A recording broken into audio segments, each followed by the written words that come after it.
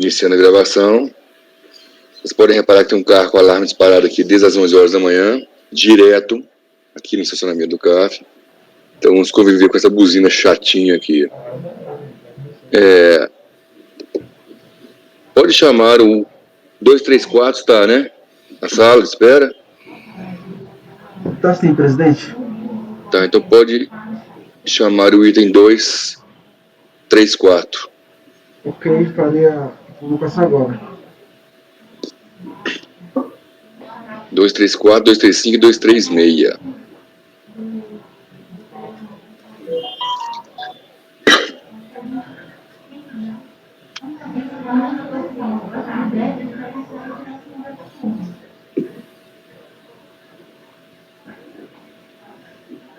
Item 234 a 236 da pauta. Doutor Giancarlo, esse item será julgado agora. Item 234 a 236 da pauta. Doutor Giancarlo. Ele não grava, não pode será julgado agora. Vamos verificar a mensagem privada no chat.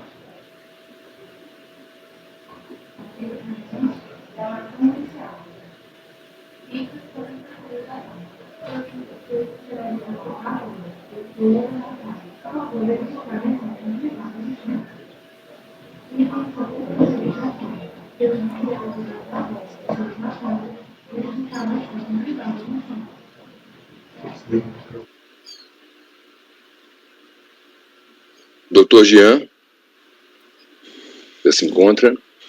Olá, boa tarde. Boa tarde, doutor Jean. O senhor vai fazer a apresentação oral dos itens 234, 235 e 236, exato? Exatamente. Tá, então, doutor Andrada, são dois recorrentes, ADM do Brasil e Fazenda. Doutor Andrada pode fazer a leitura do relatório.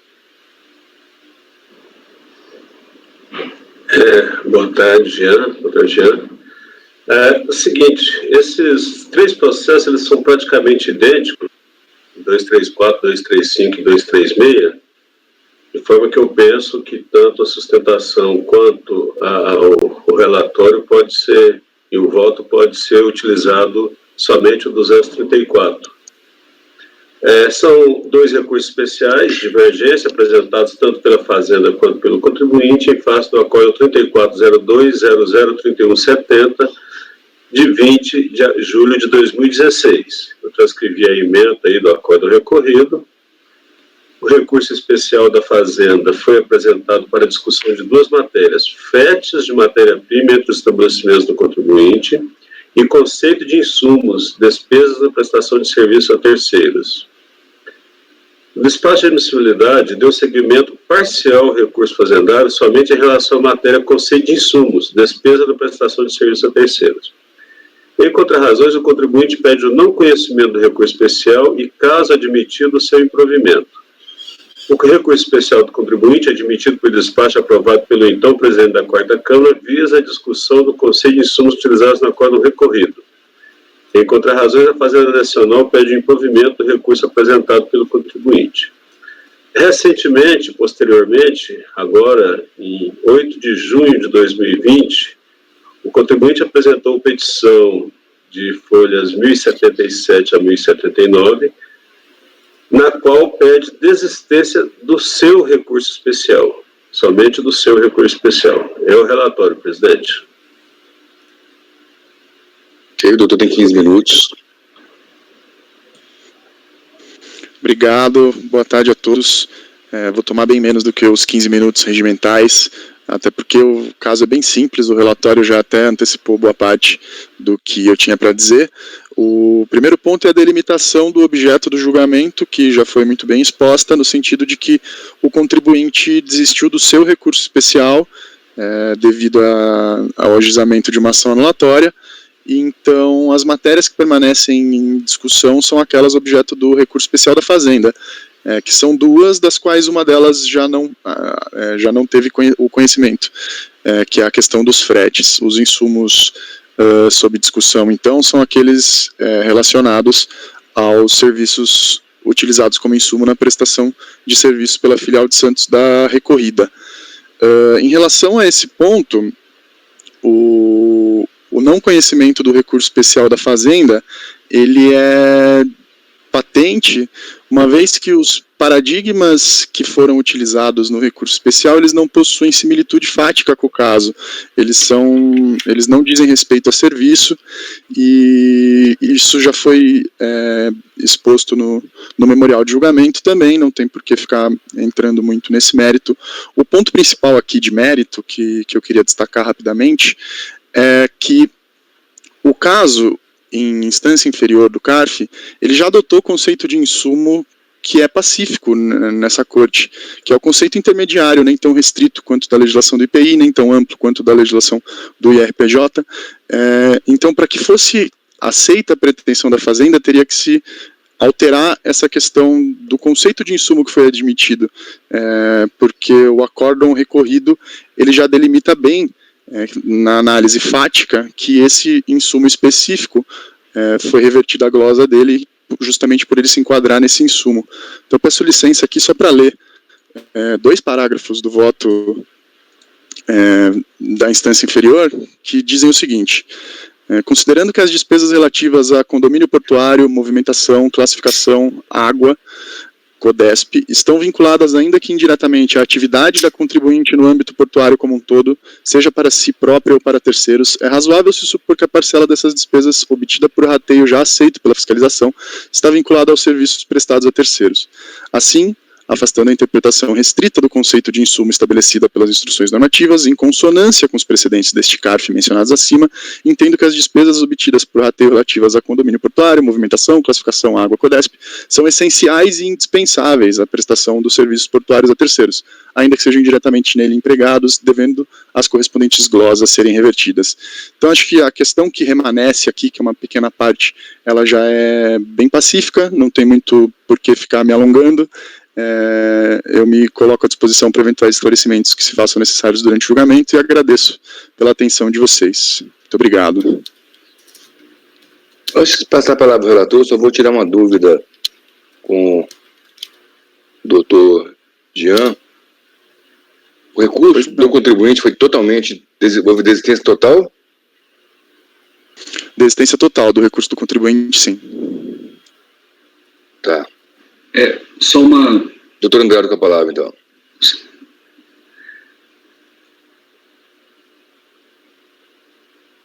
Doutor Valci quer falar, pode? Doutor Valci levantou a mão agora, ele quer falar. Doutor Valci? Teve um processo pautado do mesmo contribuinte, não em relação a COFINS, que é o presente do doutor Andrada, de relatoria do doutor Andrada, mas que é de minha relatoria e que foi solicitado a retirada de pauta pela PGFN, na ata de junho de 2020. E eu só gostaria de confirmar, a desistência é parcial ou é total? Porque, se não me falha a memória, era parcial. Nesse caso, o doutor falou total. A desistência é parcial em relação às matérias que são objeto do processo, uma vez que as matérias que são objeto do recurso especial da Fazenda permanecem em discussão, mas em relação ao pleito do contribuinte, do recurso especial do contribuinte, ela é total. Perfeito. Muito obrigado pelo esclarecimento. Com a palavra, relator. Bom, eu estou encaminhando meu voto para não conhecer do recurso especial da Fazenda. A questão que veio é conceito de insumos. Eu entendo que as situações fáticas diferentes entre o acórdão recorrido e o acórdão paradigma.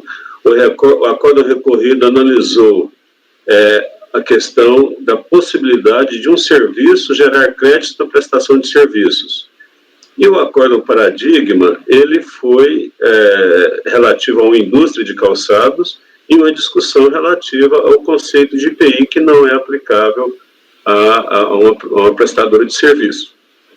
Então, eu concordo com o argumento da defesa pela impossibilidade de conhecimento do recurso especial da Fazenda e estou votando por não conhecer o recurso especial da Fazenda e não conhecer também o recurso especial do contribuinte, homologando o seu pedido de desistência. Eu não sei se esse procedimento está certo, se é o caso de decidir dessa forma.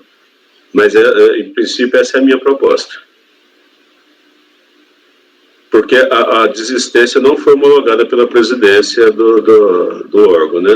Foi um pedido que o processo já estava na minha relatoria. Sim, é melhor deixar consignado, então, no seu voto. Até porque tem outro recurso para julgar. Então, o doutor Andrada não conhecia do recurso especial da Fazenda. Em relação ao outro, ele vai incluir no voto também o não conhecimento. Doutora Tatiana? Doutor Andrada não vai conhecer o recurso do contribuinte por conta da desistência, né? Integral. Perfeito. Eu acompanho o relator, presidente. Doutor Luiz? Acompanho o relator em ambos os recursos, presidente. Doutor Balci? Com o relator. Doutor Jorge? Com o relator. Doutora Érica? Com o relator. Doutora Vanessa? Acompanho o relator também. Também acompanho o relator. Então, por unanimidade de votos, não se conheceu dos recursos, não se conheceu do recurso da Fazenda e, por motivo de desistência, também não se conheceu do recurso do contribuinte. Esse foi o item 234. Item 235. Alguém muda de opinião? Então, o mesmo resultado. 236. Alguém muda de opinião? Então, foi o mesmo resultado. E o doutor Jean, nós votamos os 3 processos mais rápido do que a sua sustentação oral. Desculpa se eu demorei, então, mas Não, obrigado. não. Boa tarde a todos. Boa tarde, obrigado. Tchau, tchau.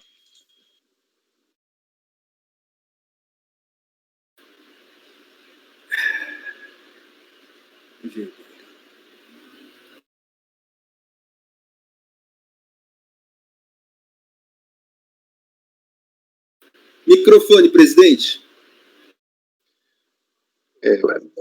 Poderia chamar o 238, patrono? O 238, estou apregoando. Recorrente Itália, Brasília, administração. Recorrida Fazenda. Doutora Érica. Já está na pasta, presidente. Pode fazer a convocação, presidente? Sim, pode fazer a convocação, patrono. Do item 238.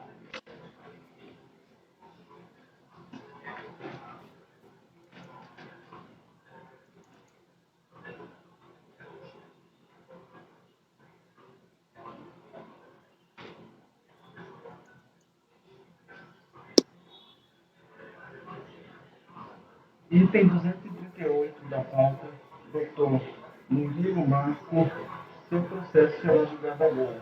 Por favor, verificar a mensagem privada no chat. Item 238 da pauta, doutor Murilo Marco, seu processo será julgado agora. Assunto bem conhecido, pelo que eu vi aqui no voto.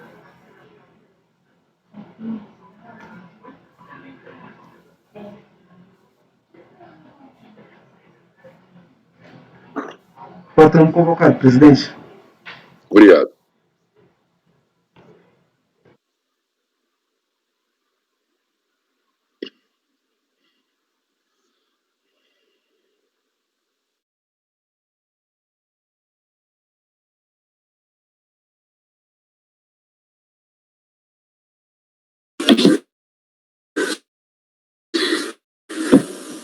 Boa tarde.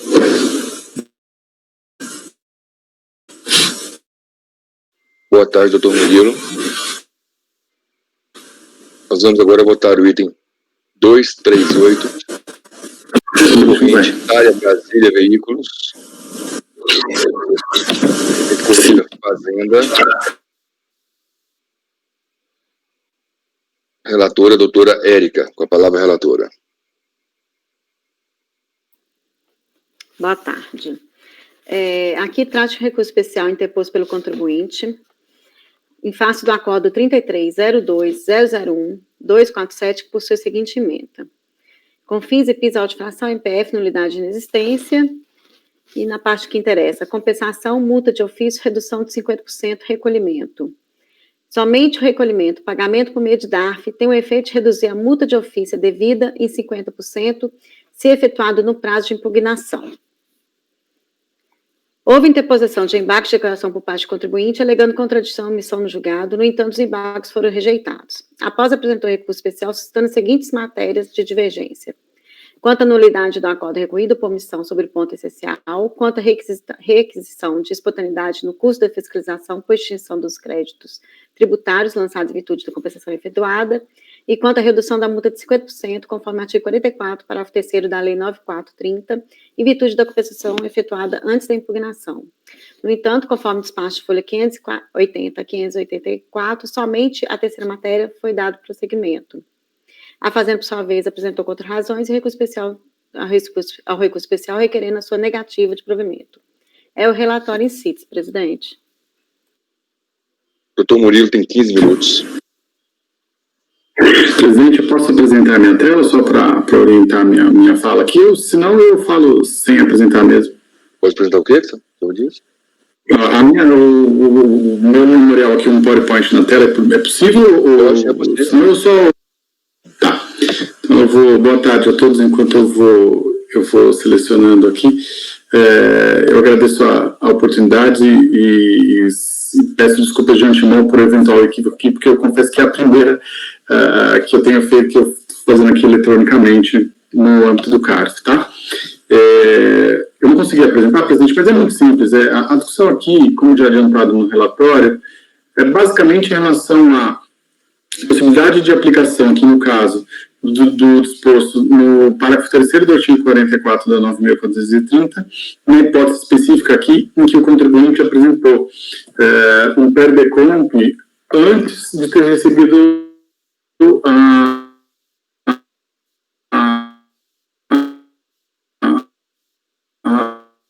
autuação no presente caso. Para que isso fique claro, por que se chegou a essa... Como a questão ficou um pouco isolada, mas ela tem um contexto geral em relação a toda a discussão que foi travada aqui ao longo de toda a defesa que nós fizemos. Primeiro, porque quando houve uma discussão anterior que era sobre a requisição da espontaneidade, porque quando a fiscalização chega, o contribuinte reconhece que ele reconhece o débito e promove a sua quitação mediante a entrega dos PER-DECOMPs para a quitação dos valores do PIS e da COFINS devidos na época. Inclusive, foram os valores entregues pelo próprio contribuinte que orientaram a lavratura do auto de infração e foram os valores que ele próprio considerou na entrega dos PER-DECOMPs. Acontece que no meio do caminho, o recorrente entendeu que teria readquirido a espontaneidade, porque o MPF originário não tinha por foco a fiscalização do PIS e da COFINS, e sim o IR e a contribuição social, e ele não houve a ampliação do MPF para a inclusão do PIS e COFINS para o período de 2004 e 2005 foi intimado depois do lapso dos 60 dias do vencimento anterior, razão pela qual o contribuinte entendeu que havia readquirido espontaneidade e entregou os PER-DECOMPs quitando toda a obrigação. Isso em janeiro de 2008. Em março de 2008, ele recebe o auto de infração. E aí a discussão ali se travou, em primeiro momento, pela questão da requisição de espontaneidade e pela ausência de infração, porque ele teria quitado toda a obrigação no período que mediou o vencimento do MPF anterior e do MPF que ampliou a fiscalização.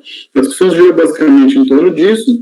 Primeiro, para que fosse cancelada essa autuação, já que a obrigação tinha sido quitada oportunamente, inclusive com a adição da multa de mora de 20% e dos juros devidos, lá quando ele entrega a PER-DECOMP. No segundo momento, o nosso pedido subsidiário era esse, que é o que resta aqui, que era, no mínimo, a aplicação da redução de 50% da multa, já que, quando a fiscalização autua, como a lei assegura que é o contribuinte que paga a infração dentro do prazo de impugnação, ele teria a redução de 50% da multa. No nosso caso, nós pagamos, inclusive, antes da infração, dada essa questão específica da requisição de espontaneidade, razão pela qual a gente entende que teria direito, sim, à redução que a lei assegura, de 50% da multa de ofício. Esse era um argumento subsidiário, mas que está chegando aqui para o recurso especial sozinho, e talvez isso possa tirar um pouco ele de contexto, mas a lógica era essa, de que, em princípio, pediu-se a exoneração integral da multa, com o reconhecimento da quitação mediante a compensação, e, subsidiariamente, que ao menos se aplicasse a redução de 50% assegurada pela lei. Lembrando, ainda, senhores, que na realidade, neste caso, não há crédito tributário remanescente. E nesse ponto, o que a Câmara Baixa entendeu? Eles entenderam que a legislação não admitia a aplicação do parágrafo 3º do artigo 44 da 9.430 na hipótese de compensação, porque ela estaria condicionada à homologação definitiva, e na época ainda não havia despacho decisório, tampouco havia decisão definitiva sobre as compensações. Isso foi determinante para o indeferimento desse benefício legal da lei. E nesse ponto, o paralelo que nós trazemos, além do fato de que a lei não faz diferença, o que ela visa é ao contribuinte que não litigou, ao contribuinte que não levou em diante aquele litígio fiscal, é dada a possibilidade de pagar a multa de ofício reduzida em 50%. Essa é a lógica legal. E essa é a lógica legal que tem que prevalecer neste caso. Além do que, é sabido, e essa justiça é tranquila, inclusive hoje com o parecer normativo, para que nós fazemos se eu posso carregar o saldo negativo de um ano para o outro. Como é que a administração resolveu isso? Olha, a partir do momento que a compensação vai ser cobrada de qualquer maneira, dado o efeito de confusão dela, ao contribuinte que eventualmente compensou uma antecipação de imposto de renda, é assegurada a formação do saldo negativo, porque a Fazenda vai, de fato, receber aquele crédito tributário e vai, naquela hipótese, né, que é um paralelo que eu aqui trago por analogia, vai fazer jus à utilização daquele crédito. E a analogia que a gente pede aqui é exatamente essa. Na medida em que, ainda que a compensação não tenha acabado a discussão, porque ela guardava o despacho decisório, fatalmente o contribuinte será obrigado a pagar a obrigação lá, porque a compensação que ele fez tem um efeito de confissão, além do fato do débito estar confessado em DCTF. Então, entende aqui o contribuinte que, mesmo na hipótese de compensação, que não só na hipótese de pagamento, ele faz jus ao direito à redução da multa, inclusive pelo disposto no parágrafo 2º do artigo 44, que diz que a compensação extingue o crédito tributário, ainda que sob condição resolutória, lá dos 5 anos, havendo inclusive a possibilidade de homologação tácita, mas para todos os fins e efeitos, na medida que se entrega o poder de compra, a compensação leva à extinção do crédito, e nessa medida atrai a aplicação do parágrafo 3º do artigo 44, senhor presidente. Como eu disse, é uma discussão muito da interpretação legal e que chega aqui com uma parte, né? Ela tinha todo um outro contexto maior, mas como o conhecimento do resto foi restrito só a essa parte, mesmo a parte da requisição de espontaneidade não subiu, a gente ficou aqui com as razões limitadas a esse ponto, mas eu fiz questão de trazer o contexto para que os senhores entendam a defesa como um todo. Eu me coloco à disposição, senhor presidente, para eventuais dúvidas de fato ou algum esclarecimento. Obrigado pela atenção. Palavra à relatora. Então, vamos lá. Conheço, né, do recurso especial do contribuinte, conforme despacho folhas 580 e 584. Então, a divergência suscitada aqui no recurso diz respeito à redução da multa de ofício de 50%, conforme o artigo 44, parágrafo 3º da Lei 9430, em virtude da compensação efetuada antes da impugnação. No presente caso, os lançamentos lavrados no presente saldo de infração decorreram do procedimento fiscal de verificação de cumprimento das obrigações tributárias pela contribuinte supracitada, que constatou diferenças de valores em todos os meses do período fiscalizado, entre a escritura do contribuinte, livre razão e as informações declaradas em DCTF. Presidente, acho que o doutor Andrada gostaria de falar. Oi. Desculpa, doutora Érica, interromper. É o seguinte, é que eu queria levantar uma questão quanto ao conhecimento do recurso. Ah, sim. Não sei se espera o voto ou se a gente já fala logo. Espera o voto, melhor. Doutora Érica faz um resumo do voto que... Tá. Então lá... Aí no matéria conhecida. Uhum. Então, aqui no presente caso, os lançamentos lavados presentes de auto de fração, decorrer da fiscalização e tudo, né? Foram apurados auto de fração, seguintes frações, com fins, né? Aí coloquei isso aqui. Assim, conforme folha 14, foi aplicada a multa de 75% de acordo com o artigo 44, inciso 1 da Lei 9.430. No recurso especial em relação à multa de ofício, a contribuinte diz que a inedigibilidade do crédito tributário faz com que a multa de ofício aplicada também seja que o contribuinte teria o benefício da redução de 50%. Aí eu coloquei aqui o que o acordo, né, recorrido deixou claro aqui, né, que o procedimento utilizado pelo contribuinte foi o de compensação, que não se confunde com recolhimento, pagamento, que o pedido de compensação foi efetuado em 23/1 de 2008 para posterior ao início do procedimento fiscal, né, de 4/4/2007, que em data anterior à lavatura dos autos de fração 13/3 de 2008. E assim houve perda da espontaneidade, já que os pagamentos e declarações efetuados depois da lavatura do auto de fração não caracteriza denúncia espontânea, né, devendo assim ser aplicada a multa de 75%. Pois bem, esclareço que no momento do lançamento havia base normativa exigindo a sua realização, qual seja medida provisória 915835, né? Serão objeto de lançamento de ofício a diferença por atos em declaração prestada pelo sujeito passivo e tudo. Ocorre que a desoneração da multa relativa a esse lançamento somente ocorreu no dia em 2003, através da Lei 10.833, né? Artigo 18, né, lançamento de ofício que trata o artigo 90 da medida provisória, limita-se a imposição de multa isolada em razão da não homologação da compensação quando se comprove falsidade de declaração apresentada pelo sujeito passivo. Assim, não há que se falar em exigência da multa de ofício por expressa determinação já dos citados do artigo 18, que em sua redação original restriciou a multa nos casos específicos diversos daqueles que são enfrentados no presente autos, e que é aqui aplicável pelo Instituto da Retroatividade Benigna, né? E, olha, né, eu coloquei aqui o segundo dispositivo acima, né, a aplicação da penalidade no lançamento do DEP declarado na respectiva DCTF, em decorrência da compensação indevida, limite-se à imposição de multa isolada e deverá ser aplicada unicamente na hipótese elencada no artigo 18. Assim, por força do princípio da retroatividade benigna da lei, se eu aplico, né, previsto no artigo 106, né, a multa de ofício digita com fundamento no inciso 1, artigo 44, deve ser exonerada. Então, eu estou dando provimento ao recurso do contribuinte, presidente. Ok, doutor Andrada. Eu vou abrir uma questão de conhecimento do recurso, mas só a título de observação quanto ao mérito, doutora Érica, é que a matéria que foi devolvida para a gente foi somente a possibilidade de redução em 50% da multa em razão da compensação. Assim, a gente não pode fugir do que foi devolvido. A gente está do jeito que você exonerar a multa, é matéria não devolvida para a gente. Ah, não, então eu vou colocar que deve ser aplicada a redução da multa. Isso, ok. Porque a multa já foi mantida. Não, deve ser aplicada a redução. Foi só a redução de 50%. Certo. Bom, eu estou abrindo com a devida questão de não conhecimento do recurso, porque a matéria devolvida para a gente é a questão da aplicação do artigo 44, parágrafo 3º da Lei 9.499, em virtude de compensação efetuada antes da impugnação.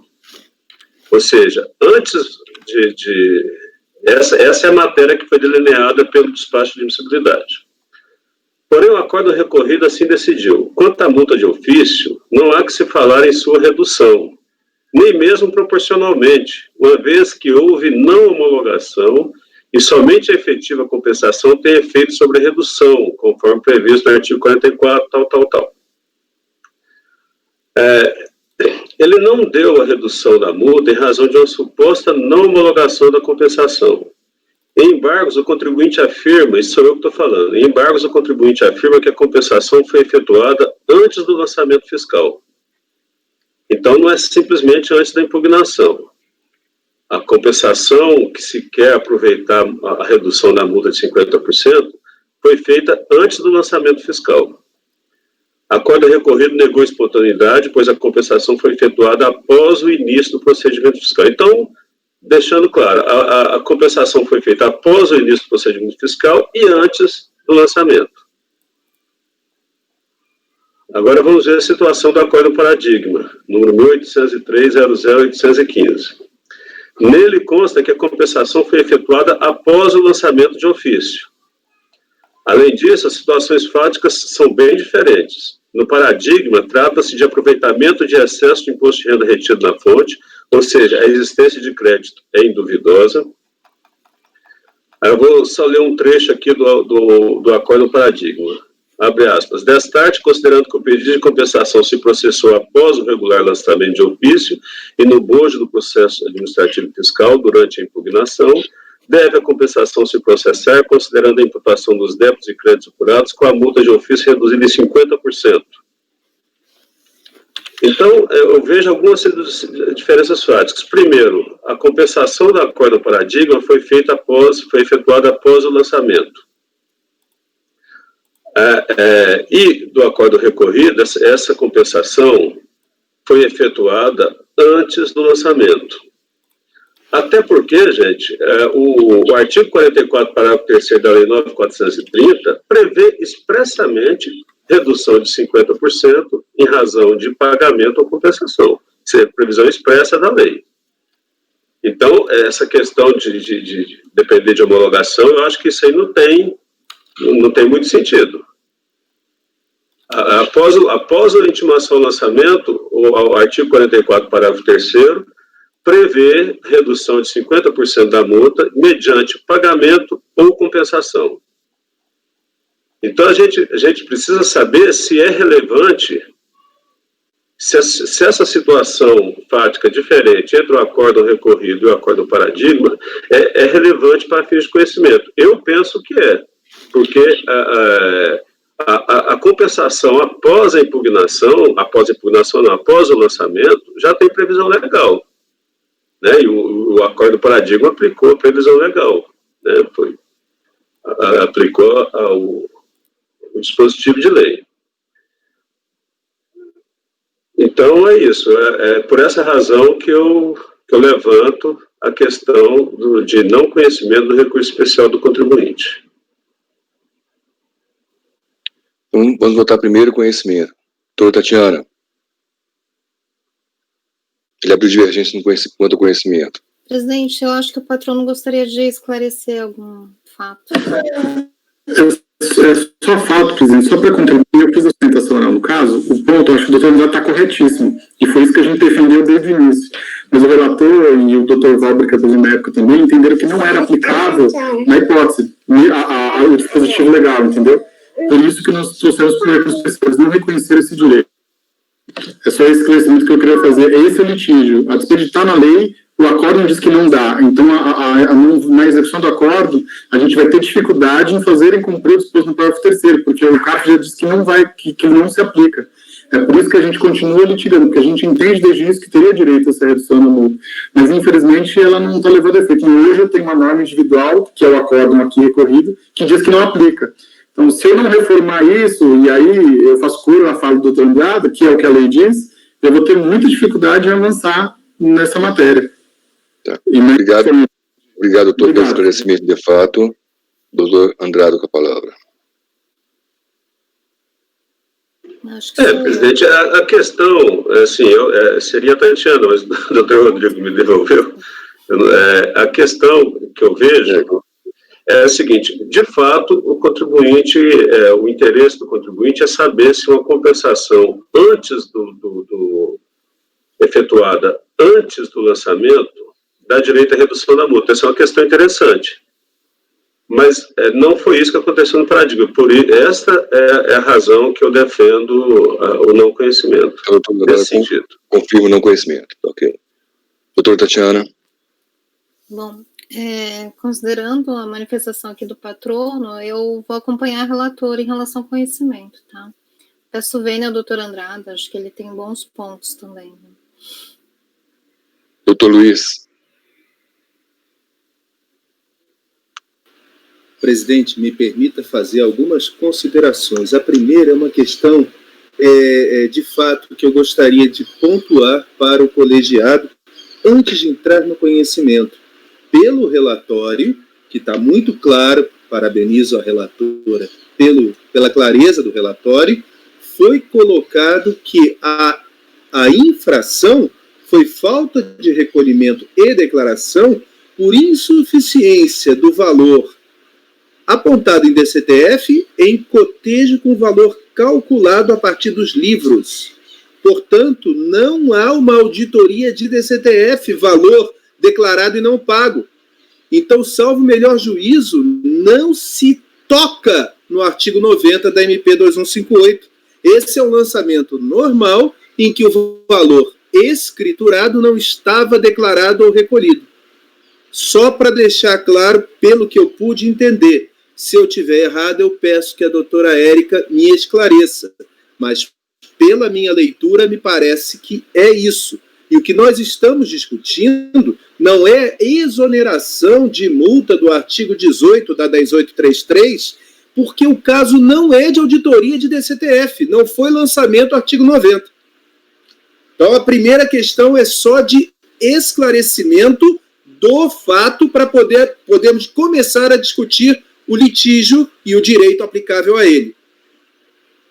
Se eu estiver errado, eu peço que me corrijam, mas eu me convenci disso ao ler o material. Muito bem. Então, o que se está discutindo é contribuinte, parece presidente... voltou. O que se está discutindo é o contribuinte foi lançado de uma fiscalização normal e por ter apresentado o DECOMP antes da impugnação, pleiteia a redução de 50% do valor da multa. É esse o litígio. O doutor Andrada, de maneira muito clara, colocou que no paradigma o momento da apresentação da DECOMP é diferente do momento da apresentação da DECOMP no recorrido, enquanto que no recorrido ele teria ocorrido entre o termo de início da ação fiscal e o lançamento. No paradigma ele ocorreu entre o lançamento e a impugnação. Nesse ponto, doutor Andrada, eu peço para nós discutirmos, penso que um raciocínio a fortiori não traria essa diferença como essencial, porque, de fato, em ambos os casos, antes da impugnação, foi apresentada uma DECOMP. Para mim, o problema reside em outro ponto, que aí sim é relevante. No paradigma, não há nenhuma... Eu olhei aqui, o paradigma está aberto aqui.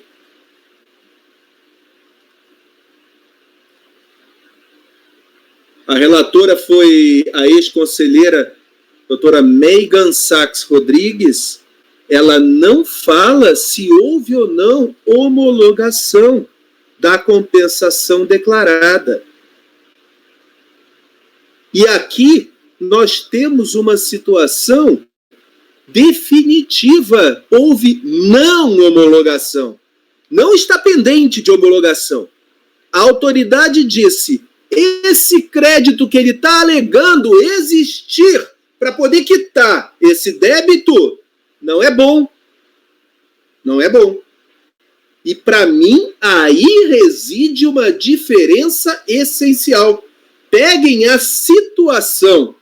Houve uma alegação de crédito que foi desconfirmada expressamente pela autoridade fiscal, e no outro, aí traga essa situação e apresente ao colegiado que proferiu o paradigma.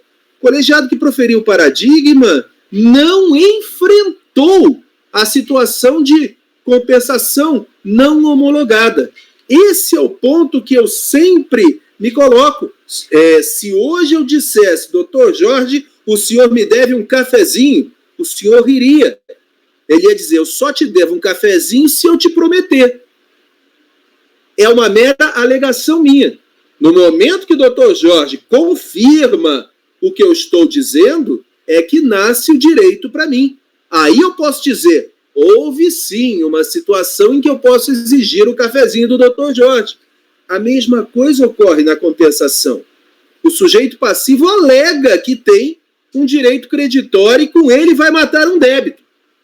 É claro que a lei eu não deixo de aplicar. Ela dá efeito de extinção sob resolução, sobre condição resolutória, o que para mim é a mesma coisa que suspensão do ponto de vista lógico-dedutivo.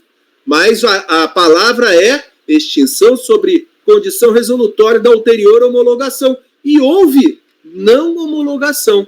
Portanto, aqui não teve compensação. Se eu jogar isso para o colegiado paradigmático, eu não posso afirmar que ele vai dizer que essa compensação não homologada é compensação boa para diminuir a multa, porque ela não está homologada.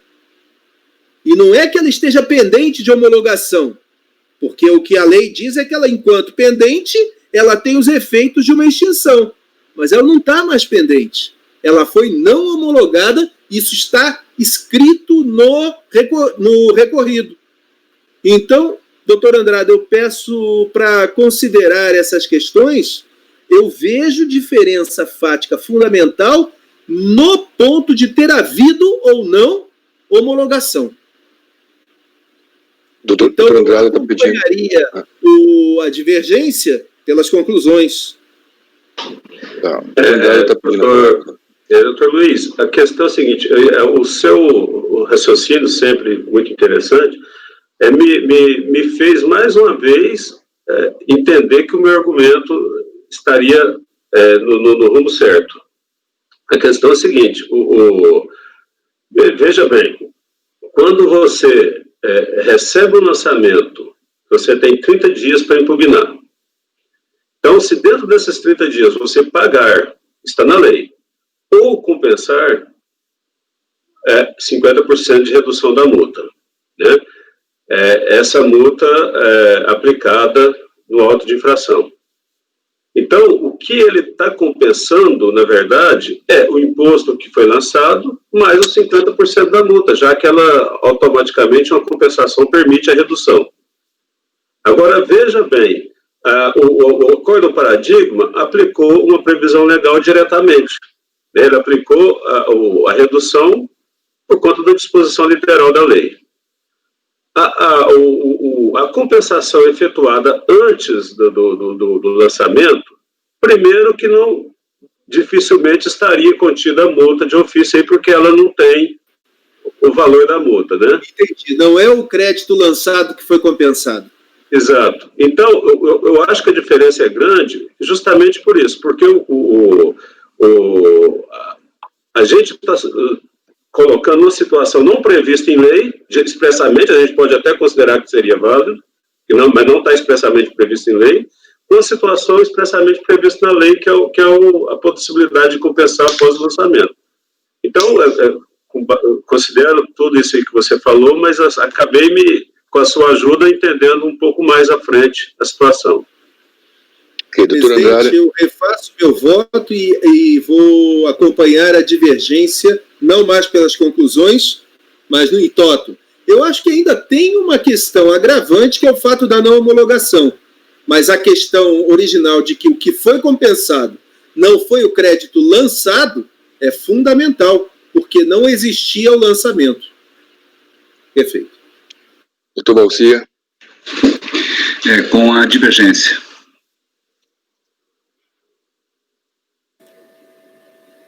Doutor Jorge. Com a divergência pelo não conhecimento, presidente. Doutora Vanessa. Eu estava lendo aqui o paradigma também. Eu só não entendi essa última frase, doutor Luiz, que o débito que estava sendo compensado é diferente no paradigma e no recorrido, é isso? Sim, porque ainda não tinha havido auto de infração. Como é que eu estou compensando uma coisa que não foi lançada? Entendi. Essa é a diferença, então. Eu vou acompanhar a divergência, presidente, pelo não conhecimento, pedindo vênia à relatora, doutora Érica. Também vou reformular o meu primeiro despacho de admissibilidade. Aqui foi muito mais explicitada a matéria, pelo doutor Andrade e pelo doutor Luiz. Então, eu estou acompanhando a divergência e não conhecendo do recurso. Então, o resultado final ficou: recurso não conhecido por maioria de votos, vencidas as conselheiras relatora doutora Tatiana doutora Érica, relatora, e doutora Tatiana. Voto vencedor, doutor Luiz. Então, esse é o resultado final. Obrigado, doutor. Obrigado a todos. Obrigado a todos. Obrigado.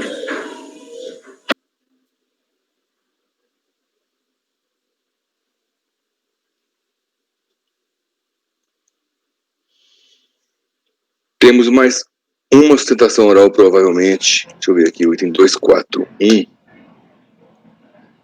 239. É o 240, né? O 241 aqui é o 240. Doutor Luiz Eduardo, pode chamar o patrono. Ok, presidente, farei a convocação.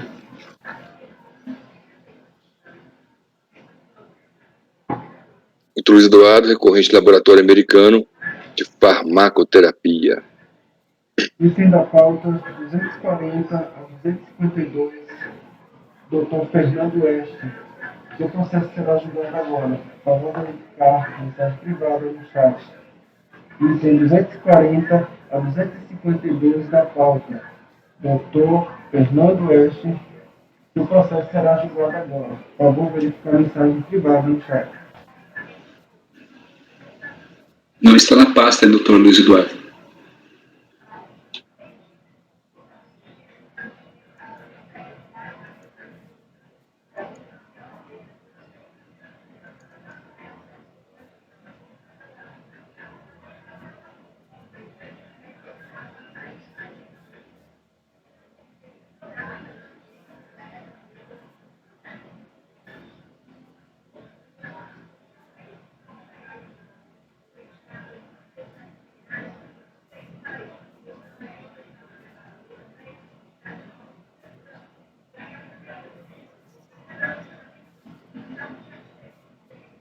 Patrono convocado, presidente. Obrigado, vamos aguardar.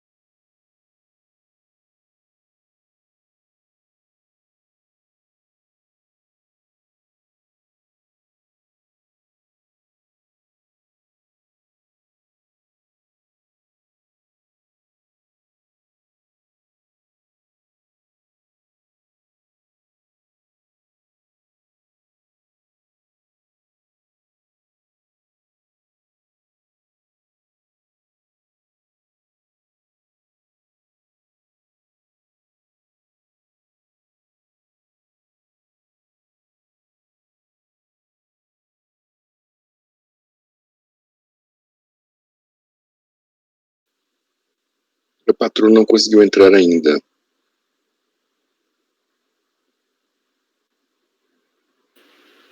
Que me ajudou muito, que eu já rascunhei o voto vencedor.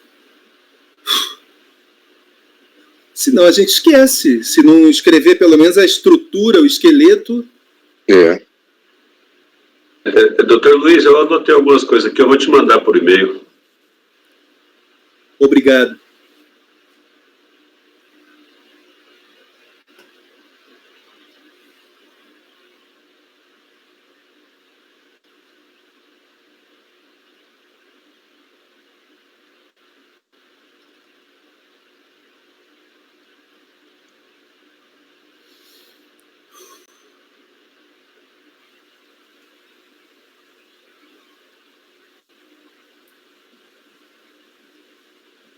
Olá, boa tarde. Boa tarde, doutor. Tudo bem? Boa tarde, doutor Fernando. Boa tarde. Vamos fazer o julgamento do item 240, recorrente do Laboratório Americano de Farmacoterapia. Relator, doutor Luiz Eduardo de Oliveira Santos. Teremos alguns repetitivos também. Com a palavra, relator. Perfeitamente, presidente. Tributo Ecofins. O período é o mês de setembro do ano de 2006 e o assunto é DECOMP, ônus probatório. Trata-se de um recurso do contribuinte. Originalmente, foi apresentado pedido de ressarcimento, mas foi indeferido por ter sido pagamento utilizado para que... Pedido de restituição, perdão, mas foi indeferido por ter sido pagamento utilizado para quitar débitos declarados, não restando saldo, conforme despacho decisório da autoridade preparadora. Então, o sujeito passivo apresentou manifestação de inconformidade, requerendo o reconhecimento do crédito pleiteado, alegando lapso no pagamento e não retificação da DCTF. Explica que, por ser do ramo farmacêutico e de cosméticos, está sujeito ao regime não cumulativo. Preencheu a DACOM corretamente, com deduções, mas recolheu o valor cheio, apresentou planilha demonstrativa e cópia de contas contábeis. A Delegacia de Julgamento em Fortaleza, acórdão 0830-290, negou provimento à manifestação de inconformidade por falta de documentos comprobatórios para demonstrar o erro, e ela esclareceu serem necessários, tais como livros contábeis e documentos de suporte, especificamente notas fiscais. Em sede de recurso voluntário, o sujeito passivo reiterou as razões da manifestação de inconformidade, alegou o princípio da verdade material e protestou pela utilização de todos os meios de prova admitidos em direito. Então, sobreveio a decisão recorrida 3401.005.460, que negou o pedido de diligência e considerou não apresentada a prova necessária. Sujeito passivo apresentou embargos, alegando omissão na decisão recorrida, mas esses embargos foram negados por despacho do presidente do colegiado. Então, o sujeito passivo apresentou recurso especial para discutir a compensação tributária e o ônus da comprovação. Paradigma 1401.003.341, e alegou que, baseado em princípios, defende a renovação da oportunidade processual de comprovação. O presidente da Câmara deu seguimento ao recurso especial e a Fazenda Nacional, em sede de contrarrazões, preliminarmente pede o não conhecimento do recurso, alegando impossibilidade do revolvimento do conjunto fático probatório e, no mérito, requer negativa de provimento ao recurso para manifestação da decisão recorrida. É o relatório, presidente. E doutor Fernando tem 15 minutos. Obrigado, senhor presidente, senhores conselheiros, senhor relator. Como bem relatado pelo relator, que foi no detalhe no relatório, trata-se de uma declarações de compensação. Eu estou falando de todos os casos, porque o 240 até o 252 são todos relacionados. Eles são compensações de PIS/COFINS do período de setembro de 2006 a novembro de 2006, que a empresa, depois de ter apurado esses créditos, fez uma reapuração dos débitos, né, e identificou que haviam sido apurados créditos que não haviam sido lançados na DACOM. A partir disso, retificou a sua DACOM e efetuou a declaração de compensação. Depois de efetuada a declaração de compensação em janeiro de 2007, vieram os despachos decisórios, não homologando as compensações, porque o sistema não cruzou as informações, porque houve um equívoco por parte da empresa que não retificou a DCTF, apenas havia retificado a DACOM. No momento do despacho decisório, depois do despacho decisório e na apresentação da manifestação de conformidade, a empresa apresentou, além da DCTF retificadora, a DACOM retificadora, planilha com a apuração dos seus créditos, as contas contábeis demonstrando os lançamentos e a DARF de pagamento. Embora ela tenha apresentado tudo isso, a DRJ, conforme mencionado pelo relator, negou provimento à impugnação, informando que, embora a empresa tivesse retificado a declaração à DCTF e a DCTF estivesse em linha com a DACOM, não juntou outros documentos necessários para comprovar o crédito. Diante dessa decisão, apresentamos um recurso ordinário para julgamento pelo CARF, demonstrando que os documentos haviam sido apresentados, sim, planilhas, contas contábeis, DCTF retificadora. O recurso ordinário ele foi apresentado anteriormente, porque o recurso ordinário foi apresentado em junho de 2015. Então, ainda não havia sido proferida a portaria, o parecer normativo COSIT número 2 de 2015, porque ele é de setembro, foi publicado em novembro de 2015. Então, o recurso voluntário foi anterior.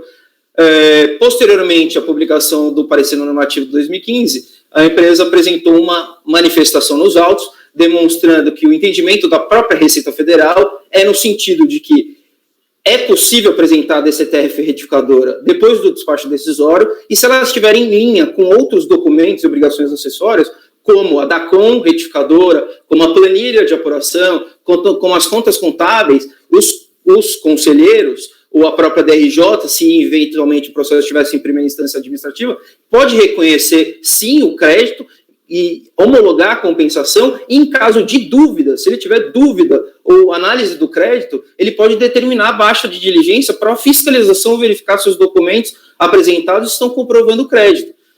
Embora nós tivéssemos manifestado isso em uma petição atravessada, porque seria um fato novo, uma legislação, um fato superveniente ao recurso voluntário, isso não foi objeto de análise no acórdão do recurso voluntário, ele simplesmente republicou a decisão de primeira instância, falando que a empresa não tinha apresentado documentos que comprovariam a origem do crédito. Dessa decisão, entramos com embargos de declaração para que o julgador se manifestasse acerca do parecer normativo número 2 de 2015, ele acolheu os nossos embargos de declaração, realmente verificou que o parecer poderia ser alegado como fato superveniente, com base inclusive na jurisprudência do STJ, mas rejeitou os embargos de declaração, falando que não estaria comprovado o crédito, mas ele está indo contrário ao próprio parecer da Receita Federal, que fala que, se em caso de dúvida com relação ao documento apresentado, deveria ter baixado o processo em diligência. Não baixou. Dessa decisão, entramos com recurso especial, juntando um paradigma proferido pela 4ª Câmara de Julgamento, a 4ª Câmara da primeira turma ordinária, que em um caso muito parecido, similar, analisou a questão de entrega de retificadora do DCTF posteriormente ao despacho decisório, e eu peço Vênia para citar um trecho do voto, que é muito esclarecedor, que ele fala o seguinte: desta feita, conforme já exposto, tendo a recorrente apresentado documentos que tendem a comprovar a veracidade do seu direito, esses só podem ser desconsiderados da análise do julgador após fundamentada a sua eventual falta de idoneidade ou de pertinência para com os fatos a serem provados. E essa idoneidade e pertinência, quem tem que verificar é a fiscalização do despacho decisório, que analisa a homologação de crédito. E, nesse sentido, o voto proferido pela primeira turma determinou a baixa dos autos em diligência para que a equipe fiscal competente analise, inclusive, em especial, a DCTF retificadora. E está em linha com o próprio parecer normativo 2 de 2015 da Receita Federal e determinou a baixa dos autos. Então, o que nós pleiteamos no nosso recurso especial é que sejam acolhidas as razões de decidir proferidas no voto paradigma, em atendimento, inclusive, à portaria, o parecer normativo 2 de 2015, da própria Receita Federal, que orienta, em caso de dúvida, que os julgadores determinem a baixa, para que ela faça análise das informações e verifique a veracidade dos documentos apresentados e, estando eles sendo verídicos, ela vai homologar a compensação. E um detalhe específico que eu gostaria de ressaltar é que todas as DCTFs retificadoras que foram apresentadas em todos os despachos decisórios, nas manifestações de conformidade, elas foram recebidas pela Receita Federal, elas encontram-se ativas, elas não caíram na malha da DCTF, foram aceitas, estão válidas. Então ela não pode ser desconsiderada, ainda mais quando a DCTF está em linha com a DACOM. A DACOM é a apuração do crédito. A DCTF é a constituição do crédito. Elas estão em linha, ou seja, há um pagamento indevido maior que foi utilizado para fazer as compensações. É o que gostaria de esclarecer nesse ponto, pedindo aí o provimento do recurso especial para que seja determinada a baixa dos processos de diligência, para que a própria fiscalização da análise das compensações verifique a veracidade da DCTF e homologue as compensações devido à existência do crédito em nome da empresa. Obrigado. Com a palavra, relator. Senhor presidente, eu inicio meu voto pelo conhecimento do recurso. E, no caso, eu conheço do recurso, entendo que há uma divergência jurisprudencial a ser esclarecida e uniformizada por esse colegiado. Vejamos, é o critério aplicável à comprovação do crédito alegado em DECOMP. No recorrido, entendeu-se que o conjunto probatório necessariamente deveria conter livros contábeis e documentação de suporte. Já no paradigma, entendeu-se que a existência de declarações, demonstrativos do tipo planilha, comprovantes de rendimento seriam suficientes ou para o deferimento ou para a diligência. Portanto, isso demanda o conhecimento do recurso. Eu vejo divergência aí, e em que pese a Fazenda Nacional ter pedido ou não conhecimento, eu conheço. Posso passar ao mérito ou alguém quer votar o conhecimento em separado? Pode direto ao mérito. Sim, senhor presidente. Essa é uma matéria que nós já conhecemos e já tratamos aqui por diversas vezes.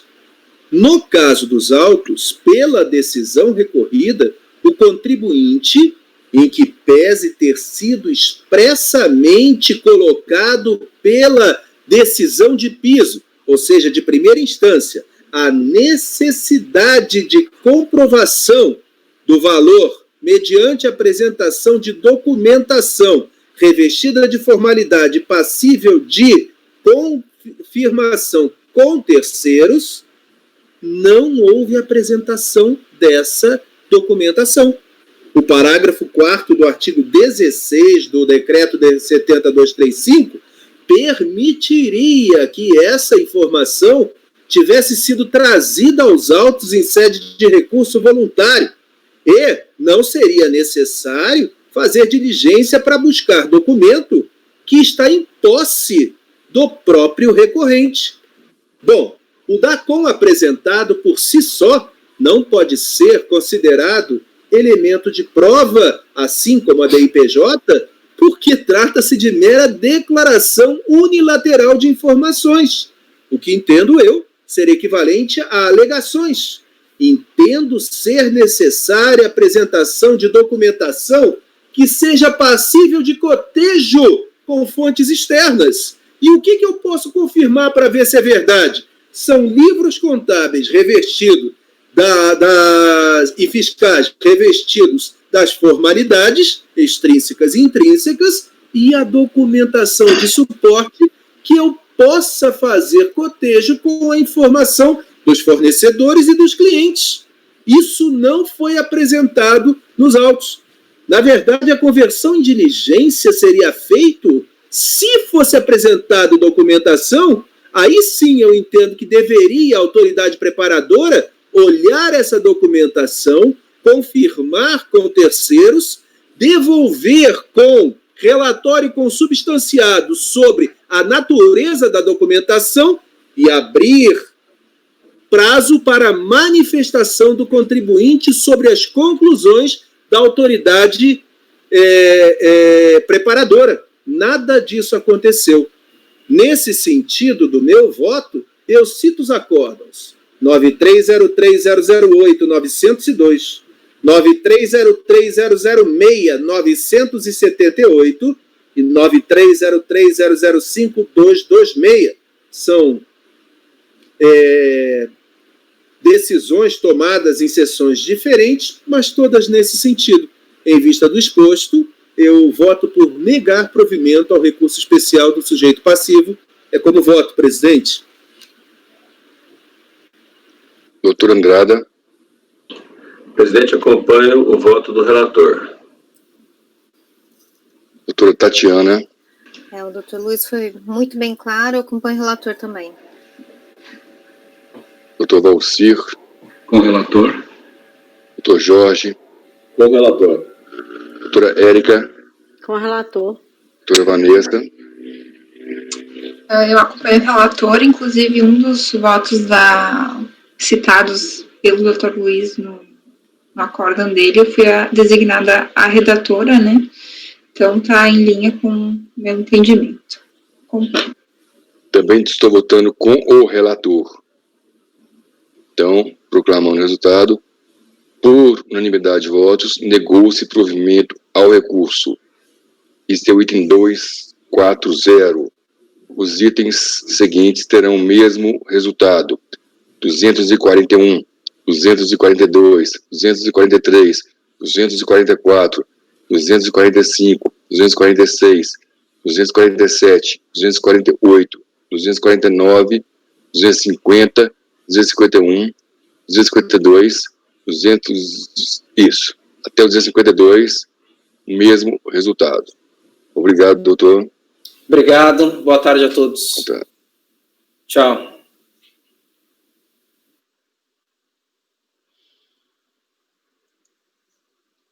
Estava pretendendo voltar nos últimos itens da manhã, mas como a sessão está sendo gravada, para fins de organização, é melhor a gente continuar da tarde.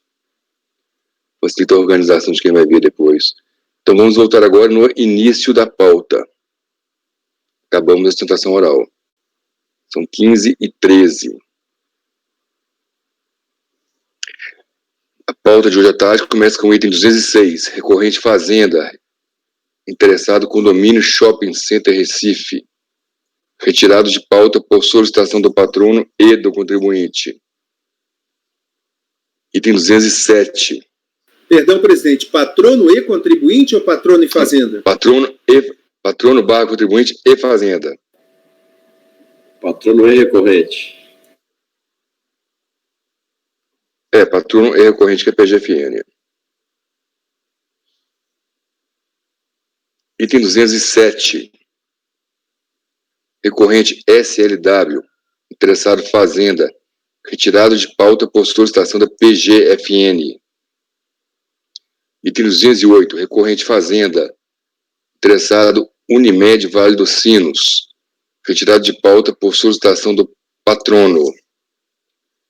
209, recorrente Fazenda, recorrida Companhia Maranhense de Refrigerantes, retirado de pauta por solicitação do patrono.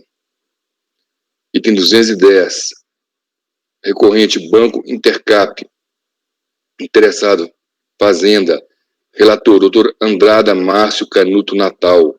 Com a palavra o relator.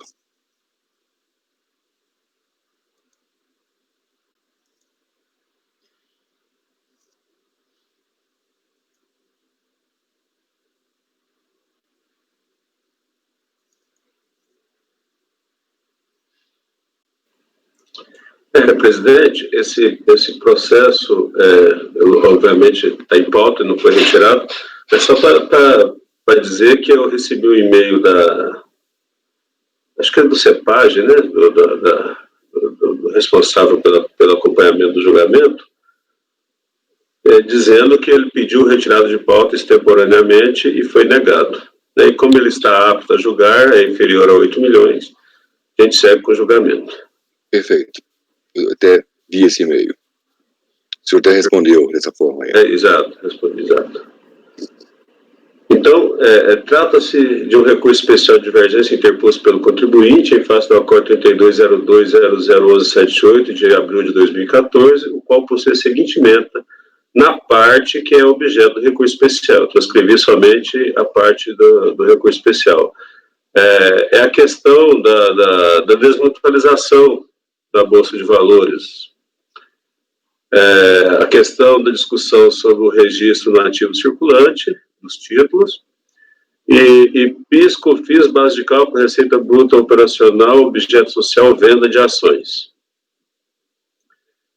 O acórdão recorrido foi integrado pelo acordo de embargos 3302, que sanou omissão em relação ao ato de redução de capital, mantendo a negativa de provimento ao recurso voluntário. Foi dado parcial seguimento ao recurso interposto pelo contribuinte em relação a incidência das contribuições ao PIS e PASEP e à COFINS sobre as receitas provenientes da venda de ações recebidas no processo de desmutualização das bolsas e a ilegitimidade da incidência de juros de mora sobre a multa de ofício. Em contrarrazões, a Fazenda Nacional argumentou que a questão referente à incidência de juros já está simulada, súmula CARP 108, e que na operação de desmutualização não ocorreu simples sucessão de um ativo por outro, ou seja, uma mera troca da denominação do mesmo ativo, mas recebimento de ações que configuraram um novo bem no patrimônio dos recebedores, como a recorrente, destacando que no ano fiscalizado 2007, o recorrente, logo após receber e registrar as novas ações, decorrente do nascimento da Bovespa Holding, já as alienou em novembro do mesmo ano. Em relação ao voto, conheço do recurso, em relação às duas questões,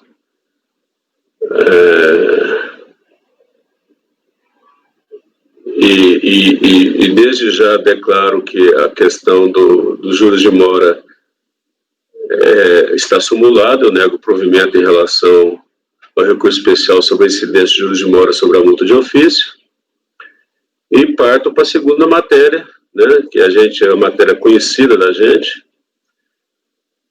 O acordo recorrido prevaleceu o entendimento que se classificam no ativo circulante as disponibilidades dos direitos realizáveis no curso do exercício social subsequente, e de que as ações Bovespa e da BMF, recebidas em virtude da operação chamada desmutualização, que foram negociadas dentro do mesmo ano e ou meses após o seu recebimento, até o encerramento do ano calendário seguinte. Eu transcrevi aí inúmeras decisões, né, da Câmara Superior. Está aqui que atuei como relator em algumas. A situação que se apresenta no processo se refere a ações recebidas em 12 de 10 de 2007, com a desmutualização, e vendidas ainda em 2007, como registrado no voto que prevaleceu no acordo recorrido. Portanto, coincide a situação em análise não só com as apresentadas nos acordos números 930300544748 de minha relatoria, mas com a quase totalidade dos casos que chegaram a esta Câmara Superior de Recursos Fiscais, não merecendo desfecho distinto.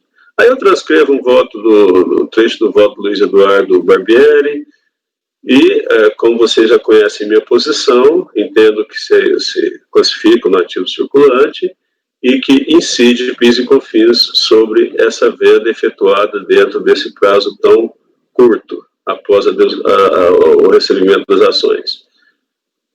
Diante do exposto, presidente, voto por negar provimento ao recurso especial do contribuinte.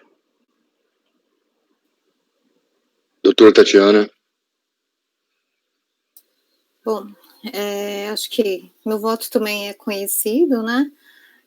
Eu entendo que a reorganização societária que levou à substituição dos títulos pelas ações é mera substituição, não deve ser comprado com uma compra e venda, ou mesmo também ser motivo para uma nova classificação contábil, eis que a classificação contábil já foi feita quando da aquisição dos títulos, né, patrimoniais. E nessa aquisição, o contribuinte ficou com aquele título por mais de um ano. Então, para mim, ele está no ativo permanente. Por estar no ativo permanente, a venda de um ativo permanente, né, que hoje é ativo não circulante, aí você não tem incidência do PIS/COFINS.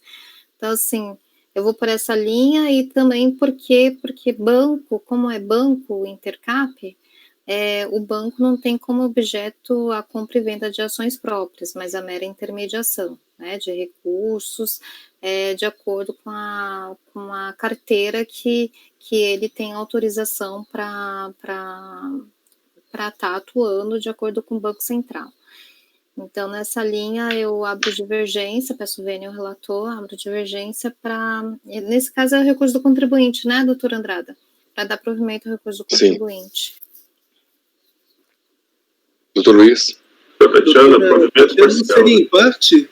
Isso, perfeito. Mas na verdade é o seguinte, ela dando provimento, nessa parte os juros ficam prejudicados. Tem Mas razão. eu acho melhor parcial, né, por conta da súmula, não é, doutor Luiz e doutor Andrada? Eu imagino que seria mais claro, só isso. Até porque dando mérito, a outra opção fica prejudicado os juros. Não tem o principal, não tem juros. Mas para deixar um pouco mais claro, por se tratar de súmula, presidente, eu dou provimento parcial. Exato, porque se for provido, aí teremos que entrar na súmula. Doutor Luiz?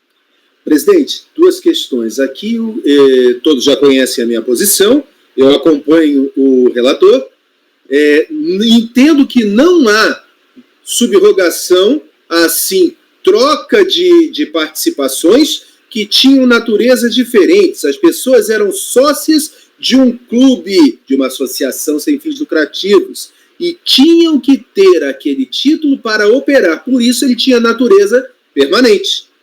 Quando há desmutualização, eles recebem aí a título de participação.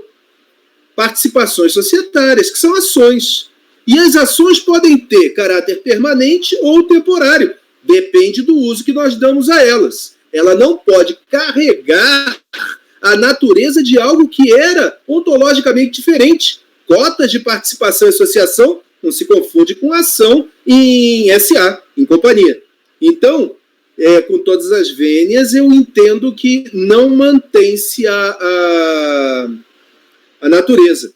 E mais, eu entendo que não há como se diferenciar a venda de ações que foram adquiridas com capital próprio e a venda de ações que são adquiridas com capital de terceiros, porque ambas ficam registradas no ativo e foram adquiridas com recursos, sejam eles próprios ou de terceiros.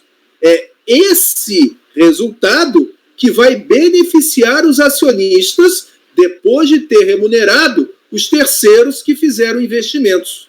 Então, eles se confundem, na minha humilde opinião.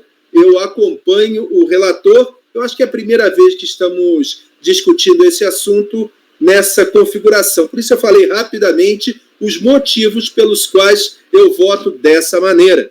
Nesse caso, recebeu ações e vendeu no mesmo ano.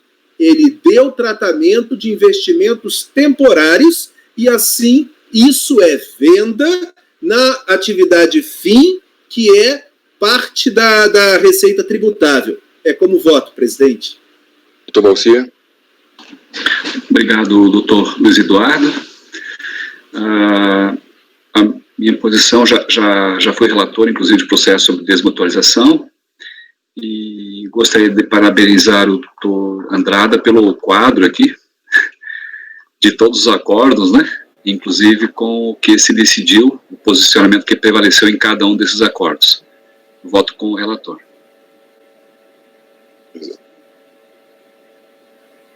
Doutor Jorge. Compõe o relator, presidente, matéria que a gente já discutiu em dezenas de votos, como bem sintetizado pelo doutor Andrada aqui no quadro. Doutora Érica. Acompanho, né, a divergência da doutora Tatiana, então eu dou provimento parcial, né, por causa da multa dos juros.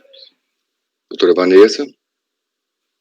Também acompanho a divergência, presidente, já tenho muitos votos nesse mesmo sentido, né, de que há uma mera substituição dos títulos. Então, eu dou provimento parcial ao recurso. Eu voto com o relator, o mesmo voto que já foi feito em todos esses processos relacionados no voto. Então, por maioria de votos, negou-se provimento ao recurso. Vencidas as conselheiras Tatiana, Érica e Vanessa, que davam um provimento parcial. A gente nem precisa especificar o parcial, né?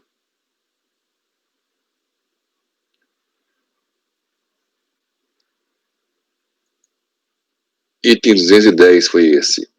Item 211. Fundação de Assistência e Previdência Social do BNDES, como recorrente.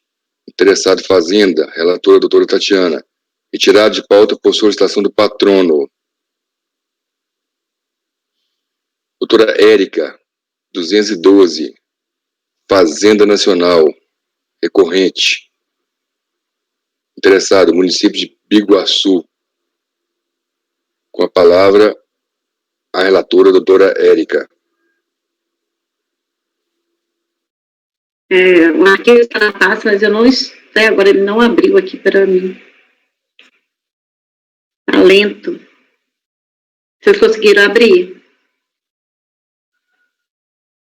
É 212, né, Érica? É o item 200, município Biguaçu. O meu abriu aqui, Érica. O meu ainda não estou conseguindo abrir. Ele é aberto aqui. O meu não abriu ainda. O meu abriu muito rápido, porque eu estou no CAF também, né? Estou com o cabo aqui direto aqui na pasta. Peraí que eu vou abrir de outro lugar.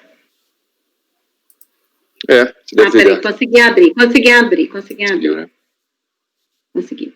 A pasta T, quando trabalha-se com o VPN, ela demora mesmo, em alguns casos. Demora. Eu até tirei aquela questão de visualização do arquivo, eu tirei e só coloco detalhes, porque senão demora demais a carregar também. Isso aqui, deixa... esse é o esse aqui é um assunto...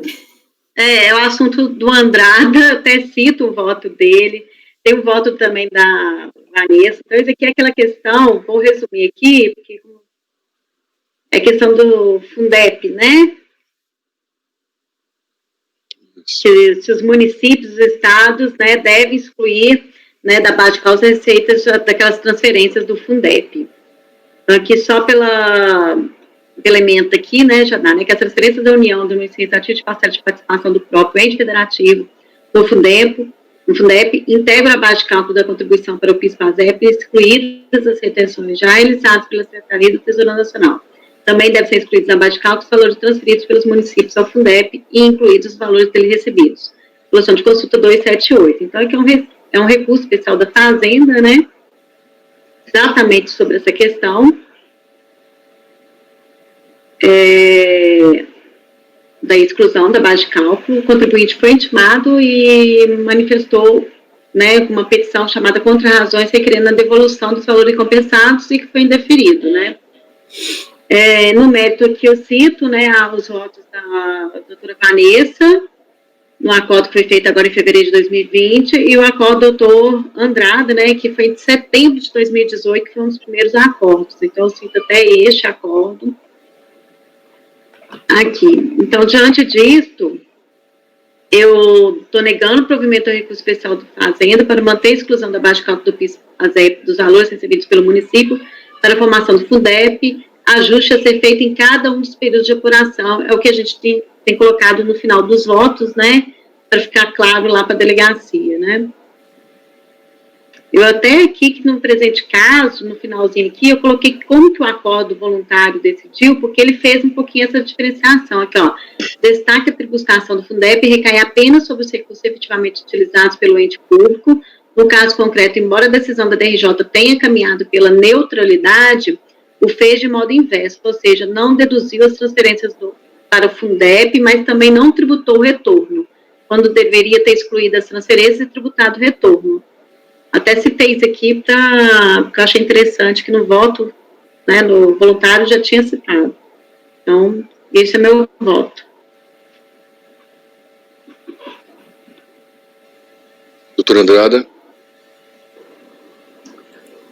Presidente, eu me lembro que entre uma das críticas que o Marcelo Giovanni fez, ele fez uma crítica desse voto nosso. Era um pequeno detalhe, só que eu não me lembro o que é. Não sei se o doutor Luiz se lembra. Porque eu realmente não lembro se isso afeta de fato o nosso entendimento. Eu vou passar a palavra para o doutor Luiz. Posso me manifestar, presidente? Doutor Luiz, com a palavra, estamos em debate. Mais uma vez, eu faço um elogio ao ex-conselheiro, colega que somente tem o interesse de melhorar e aprofundar a discussão. Em hora nenhuma ele nos pautou em como proceder. Ele simplesmente levantou uma questão e pediu que analisássemos. Nesse caso, eu tomei o cuidado de analisar também, até porque eu tenho processo em pauta sobre esse assunto. E aí eu achei que era o momento. Esse foi um dos pontos dos quais eu discordei dele. o que acontece muito claramente é que a solução de consulta, aí o número da solução de consulta é pedir demais, 278, que é de 2017, ela altera o entendimento de uma solução de 2011 que estava equivocada e que enseja a linha de raciocínio dele. Então, inclusive, ele diz exatamente que, no caso do dispositivo que ele estava aplicando na solução de consulta de 2011, ela não é aplicável para transferências ao Fundeb, porque a transferência ao Fundeb é considerada uma transferência obrigatória por determinação legal ou constitucional. Ela é restrita a transferências voluntárias, do tipo de convênios. Então, eu tomei o cuidado de ler as duas soluções de consulta, de ler a decisão que a Câmara Baixa deu aplicando o racional da de 2011 e a solução que nós demos, que já foi aplicando a 278 de 2017. Então, com relação a isso, eu me convenci que a decisão do senhor estava correta. Eu só aproveito, já que me pediram a manifestação, eu estou só com uma dúvida de fato. Eu peço à doutora Érica para me esclarecer. A decisão recorrida já aplicou a 278? Se não me engano, nesse caso, sim. Deixa eu só confirmar aqui, mas eu tenho quase certeza que nesse aqui já aplicou. Isso é para a gente negar provimento ou dar em parte para aplicá-la. Isso para mim é fundamental, só isso. Uhum. Vou verificar aqui. Doutor Luiz, então, o entendimento do doutor Andrada está de acordo com a solução mais recente, é isso, né? De acordo com o meu entendimento, eu fiz a pesquisa. Entendi. Tá? Agora, parabenizo, quero registrar, é um colega cuja função é minutar decisões interlocutórias, monocráticas, e ele vai muito além disso. Né? Ele analisa a jurisprudência e levanta a bola. Doutor Jorge quer falar. Desculpa. Presidente. Sim, com a palavra, doutor Jorge. Aproveitando que o doutor Luiz levantou o assunto, eu tenho um processo pautado aqui, que é o item 48, a nota que a gente teve tempo para julgar, e eu estou me arrimando, doutor Luiz, na solução de consulta de 2011, que para mim está claro aqui, que diz que os valores das receitas repassadas alocados para o Fundeb, antigo Fundef, não podem ser excluídos. Então, qual foi a alteração? Aí eu pergunto para o senhor, a título de esclarecimento, o que alterou? Porque, para mim, com base nessa solução de consulta, que o senhor disse que o doutor Marcelo teria se arrimado, o que mudou? Eu até cito no meu voto aqui, estou lendo meu voto aqui. Sim, senhor. Por favor. É complicado, porque o que a gente tem que fazer?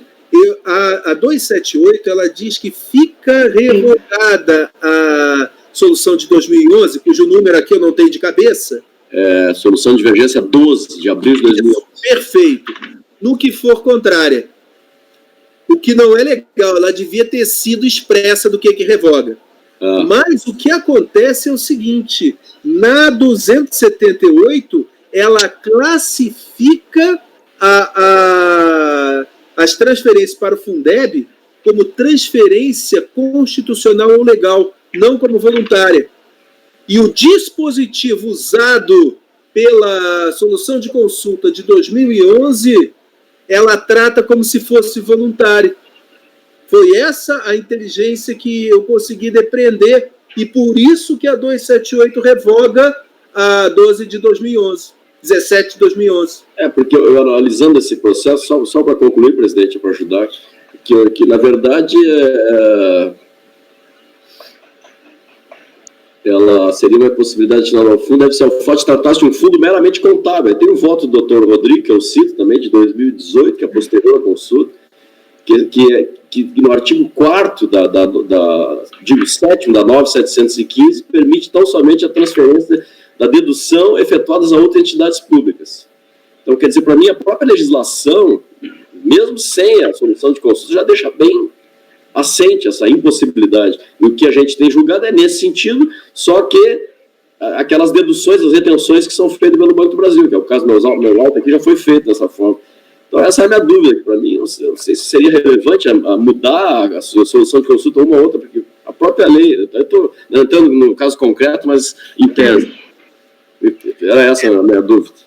Doutor Luiz, eu te respondendo a sua pergunta, ele se fundamentou na solução de consulta 278 de 2017, o voto condutor. Perfeito. Olha, presidente, eu já vou adiantar que, em vista das discussões, eu vou pedir vista. Se o doutor Andrada tiver dúvida, ele pede vista antes, porque eu trouxe um voto também do assunto. Ou o doutor Jorge, porque é uma questão de discussão. Aí a gente terá... Eu tenho um processo na pauta, eu não sei qual é o número. Eu tenho um processo na pauta porque eu não lembro de ter feito isso. Ela tem mais eu tenho 2 processos. Tem mais uma discussão, que seria também a questão de que o Fundeb não é uma entidade pública e não tem personalidade jurídica. Tem mais essa discussão. Pois é, a 278 afasta isso. A 278 diz em que pese o Fundeb ser um fundo contábil, o que está acontecendo é distribuição de receita pública da União para os municípios através do Fundeb. Ida e volta. Ela fala isso. Então, é uma questão, inclusive hoje a gente estaria discutindo uma mudança na jurisprudência, porque nós temos as decisões do doutor Andrada que aplicam a 278 e temos a possibilidade de aplicação da 17 de 2011. E temos que fazer uma análise aprofundada das duas. Exato, essa seria a sugestão para a gente tirar todos de pauta. Aqui para o colegiado, a análise que eu fiz, eu precisava fazer porque eu tinha que relatar. E aí eu cotejei as duas e cheguei à conclusão de que a 278 estava correta. Não me lembro, mas não sei se o senhor se lembra, doutor Andrada, mas eu lhe mandei mensagem perguntando se o senhor já tinha analisado isso. E aí, no dia seguinte, disse, doutor Andrada, eu consegui analisar e cheguei a tal conclusão que está em linha com o seu voto e não discutimos mais nada. De início, eu fiquei na dúvida, porque isso não é análise de um caso concreto, isso é discussão da legislação. Sim, sim. Né? Ela vai pedir vista. Eu estou fazendo isso aqui público com vocês. Eu convido todos a fazer essa análise, cotejo das duas soluções de consulta para a gente poder entender os limites da aplicabilidade da legislação.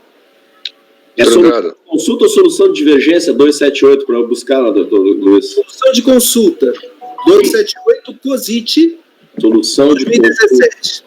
Doutor Luiz, o senhor escreveu sobre isso ou não? Eu tenho processo em pauta. Ah, tá. Vai ser meu voto. Eu queria dar uma olhada no doutor Andrada, o doutor Luiz. Eu vou botar, vai estar na pauta, eu não sei qual. Se do doutor Jorge também, porque ele deixa eu ver se eu tenho algum município aqui que eu ache rapidamente, eu vou dizer o número da pauta, tá? Eu já vi aqui. O doutor Andrada, doutor Luiz esclareceu. No acordo recorrido, a solução de consulta com os 278 foi transcrita aqui praticamente na íntegra. Na íntegra. O acordo recorrido do conselheiro Paulo Guilherme.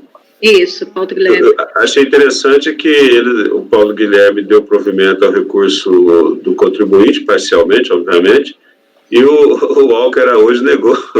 Alguns conselheiros contribuintes negaram.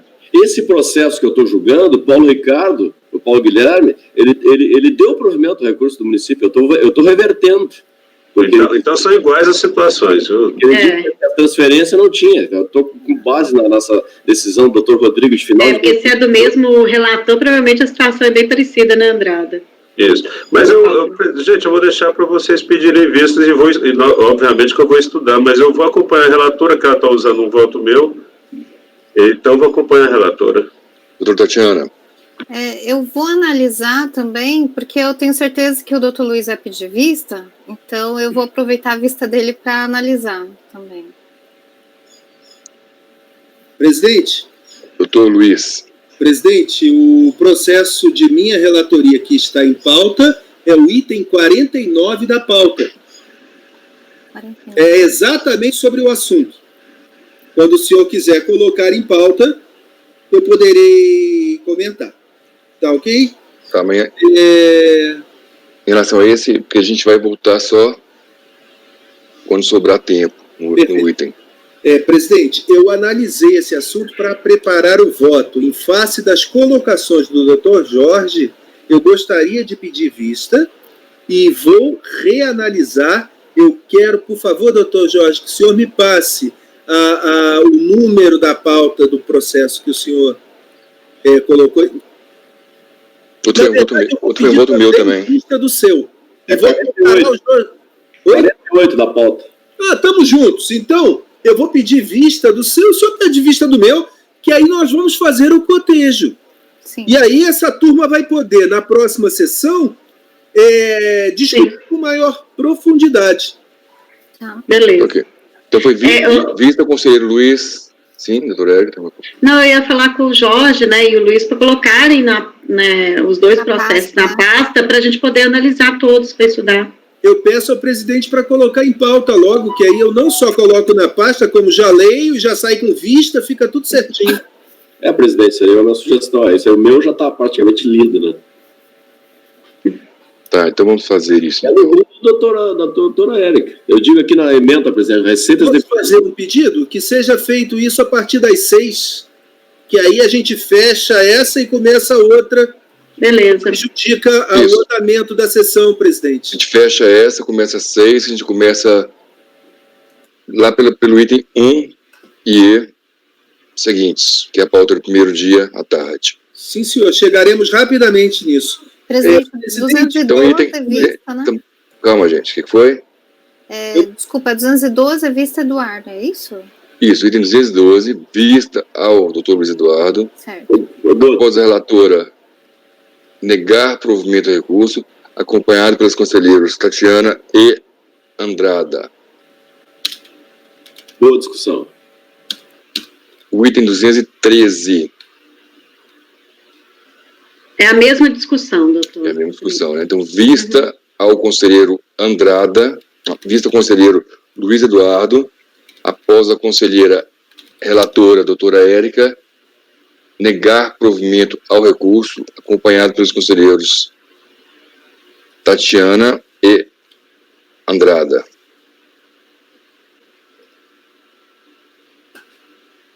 Esse assunto, realmente,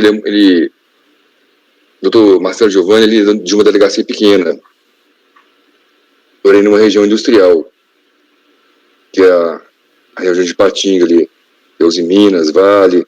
Então a especialidade dele é IPI e município. São as duas coisas que ele fazia lá na delegacia dele. Então, estive em Ipatinga, conheço a cidade, estive a trabalho.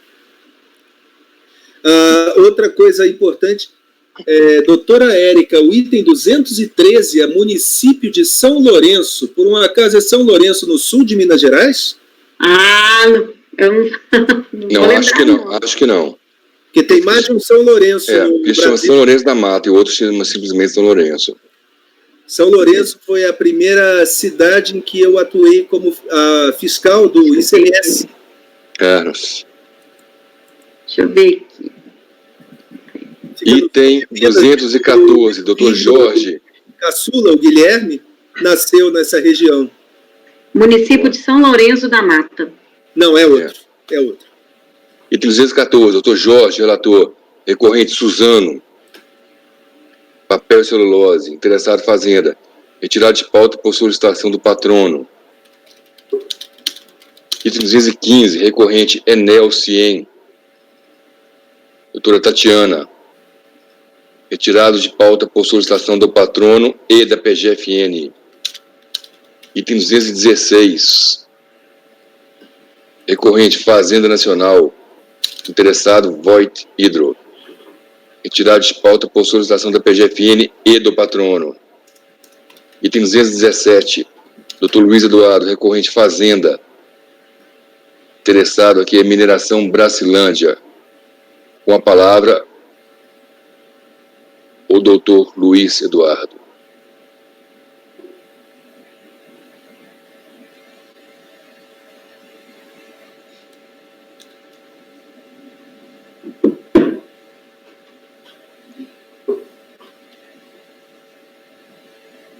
Presidente, estou colocando na pasta compartilhada. Pronto, chegou na pasta compartilhada.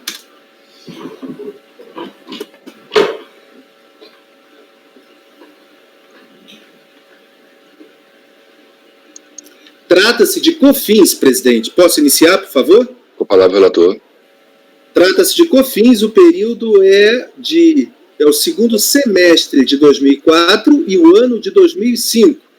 O assunto de fundo é insumos versus o preenchimento da DACOM, recurso da Fazenda. Originalmente foi pedindo ressarcimento de saldo de COFINS não cumulativo por conta de exportação. A delegacia da Receita Federal em Anápolis, doutor Andrade, deu parcial provimento glosando bens do imobilizado e serviços utilizados como insumo sem informação na linha 3 da DACOM. O sujeito passivo apresentou manifestação de inconformidade requerendo a reforma do despacho decisório e alegando verdade material. Trouxe notas fiscais, planilhas, balancetes, etc. E eles não foram analisados. Tudo isso era relativo à lavra, britagem e moagem para a fabricação de ouro em barras. O fundamento da manifestação é que o momento do pedido está de acordo com a normatização. A PERDECOMP foi apresentada em 31 de janeiro de 2006, referente ao período de dezembro de 2005. A Delegacia de Julgamento em Brasília, no Acórdão 03079-415, negou provimento à manifestação de inconformidade, utilizando a tese do IPI para insumo e não analisou os documentos por falta de informação na DACOM. Assim, o sujeito passivo apresentou recurso voluntário repisando os argumentos da manifestação de inconformidade. Sobreveio a decisão recorrida, que é o Acórdão 330207-258, que deu parcial provimento ao recurso voluntário. O relator foi o conselheiro, atual presidente de turma, Dr. Gilson Rosenburg Filho, sob o entendimento de que o fisco tem o dever de analisar todos os créditos oriundos da não cumulatividade e das contribuições, mesmo não havendo informação no DACOM. E assim, votou por anular o despacho decisório para que seja proferido um novo despacho, levando em consideração os serviços alegados, independentemente da informação no DACOM. A Fazenda Nacional apresentou recurso especial sobre a possibilidade de aproveitamento de créditos sobre valores não informados no DACOM. Trouxe como paradigma a decisão 3102002167, alegando que a diferença entre uma planilha demonstrativa e o DACOM, aí deve prevalecer o valor informado no DACOM. O presidente da Câmara deu seguimento ao recurso especial. Em contrarrazões, o sujeito passivo, no mérito, requer negativa de provimento ao recurso especial para a manutenção da decisão recorrida. É o relatório, presidente. Posso passar ao voto? Perfeitamente. Presidente, eu começo pelo conhecimento. E aqui eu não conheço desse recurso. As situações fáticas são diferentes. Reparem, no recorrido, nós temos apresentação de documentação que não foi analisada e o cotejo de que o preenchimento da DACOM superaria documentação, que é nota fiscal e livro contábil. Já no paradigma, houve análise de documentação apresentada e uma planilha feita pelo contribuinte que foi preterida em detrimento da informação do DACOM. Veja, o critério jurídico é convergente. Em ambos os casos, há uma possibilidade de se rever de ofício um demonstrativo, conforme ementa do paradigma. E, no caso, eu não estou desconsiderando documentação comprobatória para homenagear a informação do DACOM. No caso, eu estou apenas dizendo, olha, se uma planilha preparada pelo contribuinte, sem formato pré-definido, é diferente da informação também preparada pelo contribuinte no DACOM, vale o DACOM. Isso daí depois de ter cotejado com documentação. São situações totalmente diferentes. Se eu colocasse essa situação no colegiado paradigmático, eu não posso adiantar para vocês qual decisão seria proferida. Então, em face do exposto, eu não conheço. Se vencido, passo ao mérito, mas eu pergunto ao presidente se eu devo passar ao mérito ou se votamos o conhecimento primeiro. Nós vamos votar primeiramente o conhecimento. Doutor Andrada. Presidente, só observação para o doutor Luiz, que no final do voto dele ele colocou não conheço do recurso especial do contribuinte. É E no caso, o recurso é fazendário, só para ele corrigir. Acompanha o relator, presidente.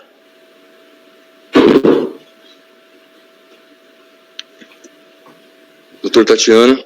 Perdão. Estou falando de Bacilândia? Isso, Bacilândia. Todo o acima exposto, voto por não conhecer do recurso especial interposto pela Fazenda Nacional. E caso vencido quanto ao conhecimento, no mérito, negar-lhe provimento. Doutor Luiz, página 6. Ah! No meio do... Isso. Muito obrigado. Isso ia dar... Contradição. Ia dar embargo. Interposto, ponto. Ih, tá sem edição. Eu acompanho o relator, presidente. Acompanho o relator pelo não conhecimento. Isso. Do recurso da Fazenda. Tá. Doutor Balcia. Com o relator. Doutor Jorge. Com o relator. Doutora Érica. Com o relator. Doutora Vanessa. Com o relator, presidente, pelo não conhecimento. Nesse caso, eu vou conhecer do recurso. Então, recurso da Fazenda não conhecido por maioria de votos, vencido o conselheiro Rodrigo Poços. Item 218. De minha relatoria, Rodrigo da Costa Poços. Recorrente Cofco International, Brasil, Terceira Fazenda. O 218, 219, 220 são idênticos. Estão na pasta T. Presidente, só para confirmar, o 217 o senhor conheceu, então? Sim, conheci. Ok, obrigada.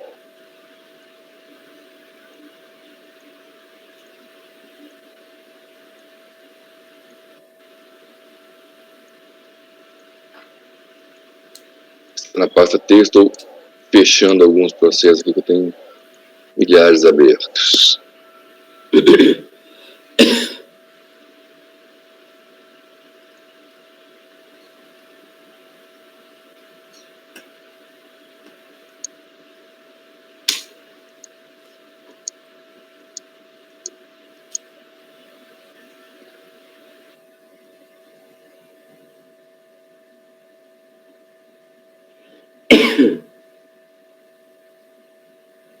Pessoal, desculpa, eu silenciei todo mundo, menos o Dr. Jorge. E o Dr. Jorge é o...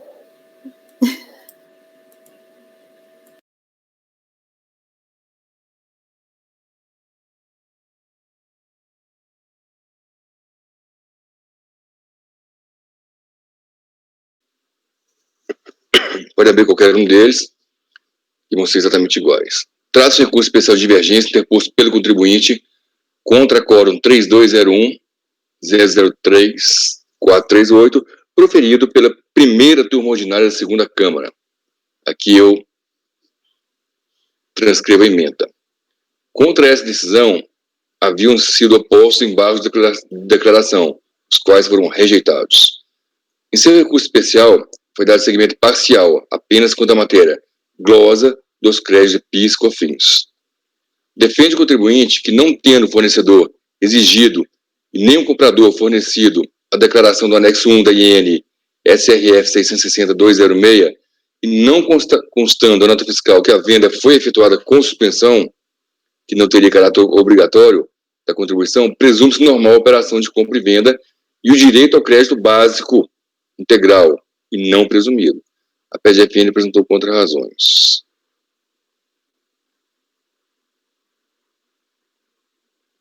Esse é o relatório. Estou conhecendo o recurso. No mérito, no acórdão recorrido, eu vou basear aqui em duas decisões. Uma de minha própria relatoria. O acórdão 330... Não foi esse, não. No mérito do acórdão recorrido são citados dois números, que foram objeto de recurso especial do contribuinte, nos quais foi negado o provimento por essa turma.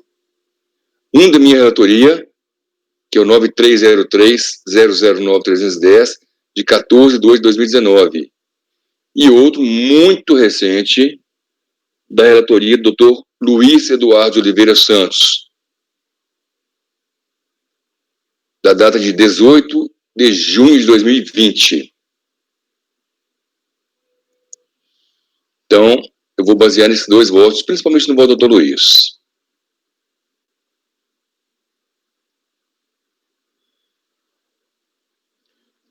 Diz o voto. No acórdão recorrido, prevaleceu o entendimento no sentido de negar o direito ao crédito integral dos insumos, produtos agropecuários, aqui é aqueles casos do café, adquiridos de pessoas jurídicas, mantendo-se somente no percentual da presunção, uma vez que caberia a aplicação da suspensão conforme IN 977, juntamente com o artigo 9º da Lei 10.925 de 2004. Pois bem, o recolhimento do tributo indevido por parte de um fornecedor não pode gerar crédito não previsto na legislação para terceiros. Trata-se de situação que deve ser resolvida entre os particulares, sem imputar ao Estado o ônus de ressarcir terceiros. Nesse sentido, a venda com suspensão constitui direito do vendedor, quando presente as condições estabelecidas implicitamente no referido preceito legal e expressamente no preceito regulamentar. Assim, tal operação de venda foi indevidamente tributada pelo vendedor. Essa condição não permite que o adquirente se aproprie do crédito normal das contribuições, por se tratar de procedimento contrário ao prescrito nos mencionados comandos normativos. No caso, se houve pagamento de uma contribuição indevida, em tese, o direito de repetir o indébito pertencente à pessoa jurídica vendedora, ele que teria que apresentar a DECOMP. Com efeito, nos termos da legislação em vigor, aqui eu coloco os artigos 3º, parágrafo 2º, 2, parágrafo 3º, 1 das leis 10.637 e 10.833, não dará direito ao crédito o valor da aquisição de bens ou serviços não sujeitos a pagamento da contribuição, bem como os que não sejam adquiridos de pessoas jurídicas domiciliadas no país. Veja que a lei é clara ao afastar o direito ao crédito em razão da incidência ou não da contribuição, mas sim em razão do seu pagamento, de forma que, em se tratando de aquisição de insumos sujeito à alíquota zero e a suspensão, é óbvio que não houve pagamento algum por parte do recorrente, que ele justifique o crédito pretendido. Assim, por falta de amparo legal, essa circunstância não assegura à pessoa jurídica compradora o direito de apropriar-se do crédito normal das contribuições.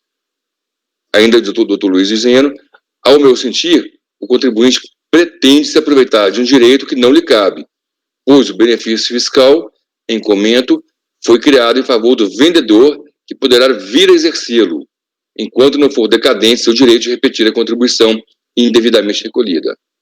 Portanto, a glosa do crédito deve ser mantida. Aí volto eu falando. O centro da discussão aqui é o caráter obrigatório, preenchido certos requisitos da legislação, da suspensão nas vendas de café pelas pessoas jurídicas. Em princípio, sou um tanto incoerente que a suspensão não seja permissivo, que, sob determinadas condições, venha beneficiar o vendedor pela ausência de tributação. Mas o que aqui objetivou o legislador foi equiparar fornecedores de pessoas físicas e jurídicas no que tange a apropriação de crédito pelos adquirentes, presumido e não integral.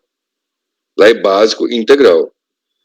O acórdão recorrido aborda isso de forma tão clara que não leva aqui a reproduzir excertos do voto condutor, que dispensam digressões adicionais.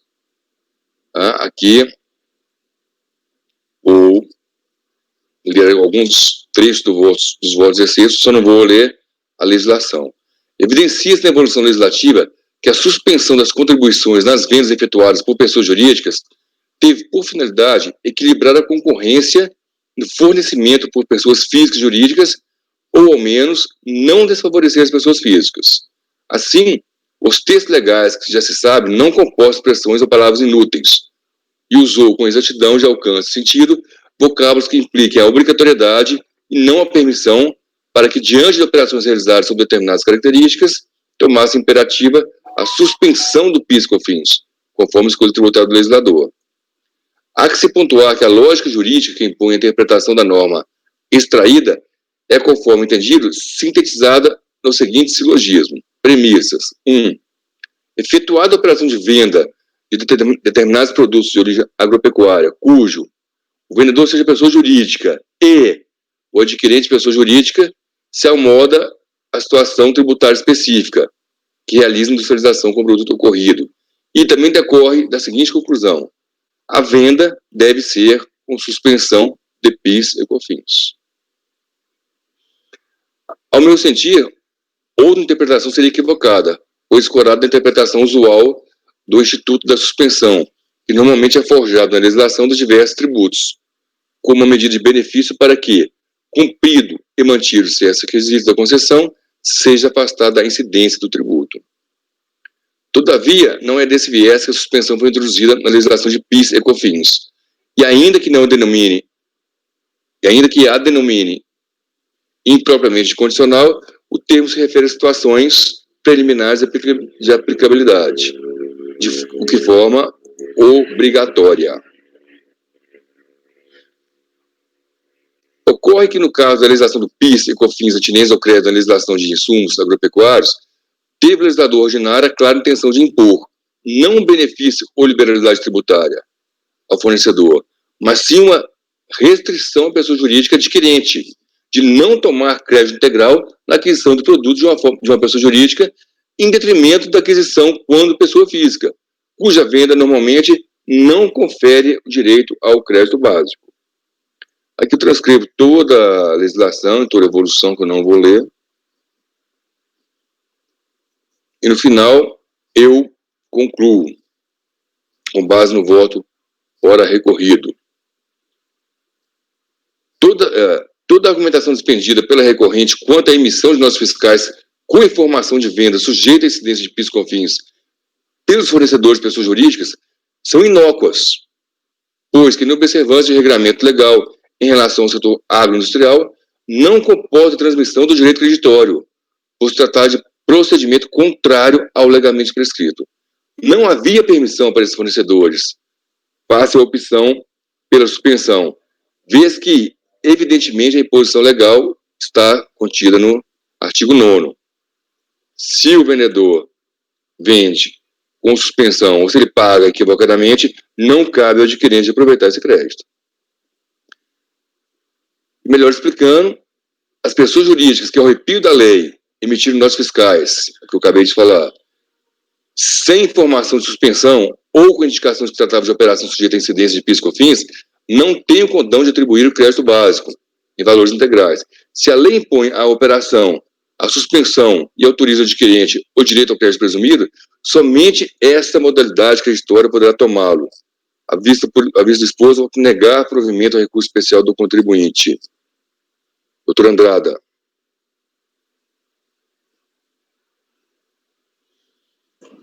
É um acordo recorrido bem recente, né, da relatoria da doutora Tatiana José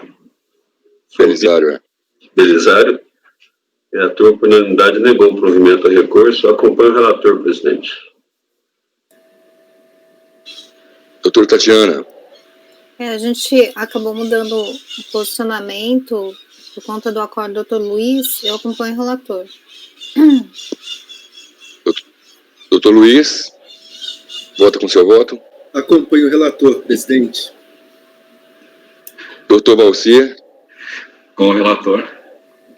Doutor Jorge. Com o relator, presidente. Doutora Érica. Com o relator. Doutora Vanessa. Também acompanho o relator, presidente. Nós fizemos essa mudança justamente no julgamento do caso do doutor Luiz, né, que foi o relator. Isso, exatamente. Então, foi negado o provimento ao recurso especial interposto pelo contribuinte por unanimidade de votos. Item 219, alguém muda o voto? Então, por unanimidade de votos, negou-se provimento ao recurso interposto pelo contribuinte. que é o COFCO Internacional. Item 220, também recorrente, teve o COFCO Internacional, interessado em fazenda, negado o provimento por unanimidade de votos. Item 221, doutora Vanessa, recorrente, fazenda, interessado, maricultura tropical.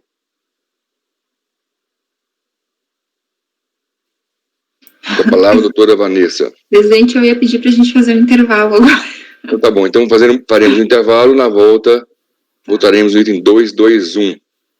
Então vamos encerrar a gravação por enquanto. Gravação encerrada. Desculpa.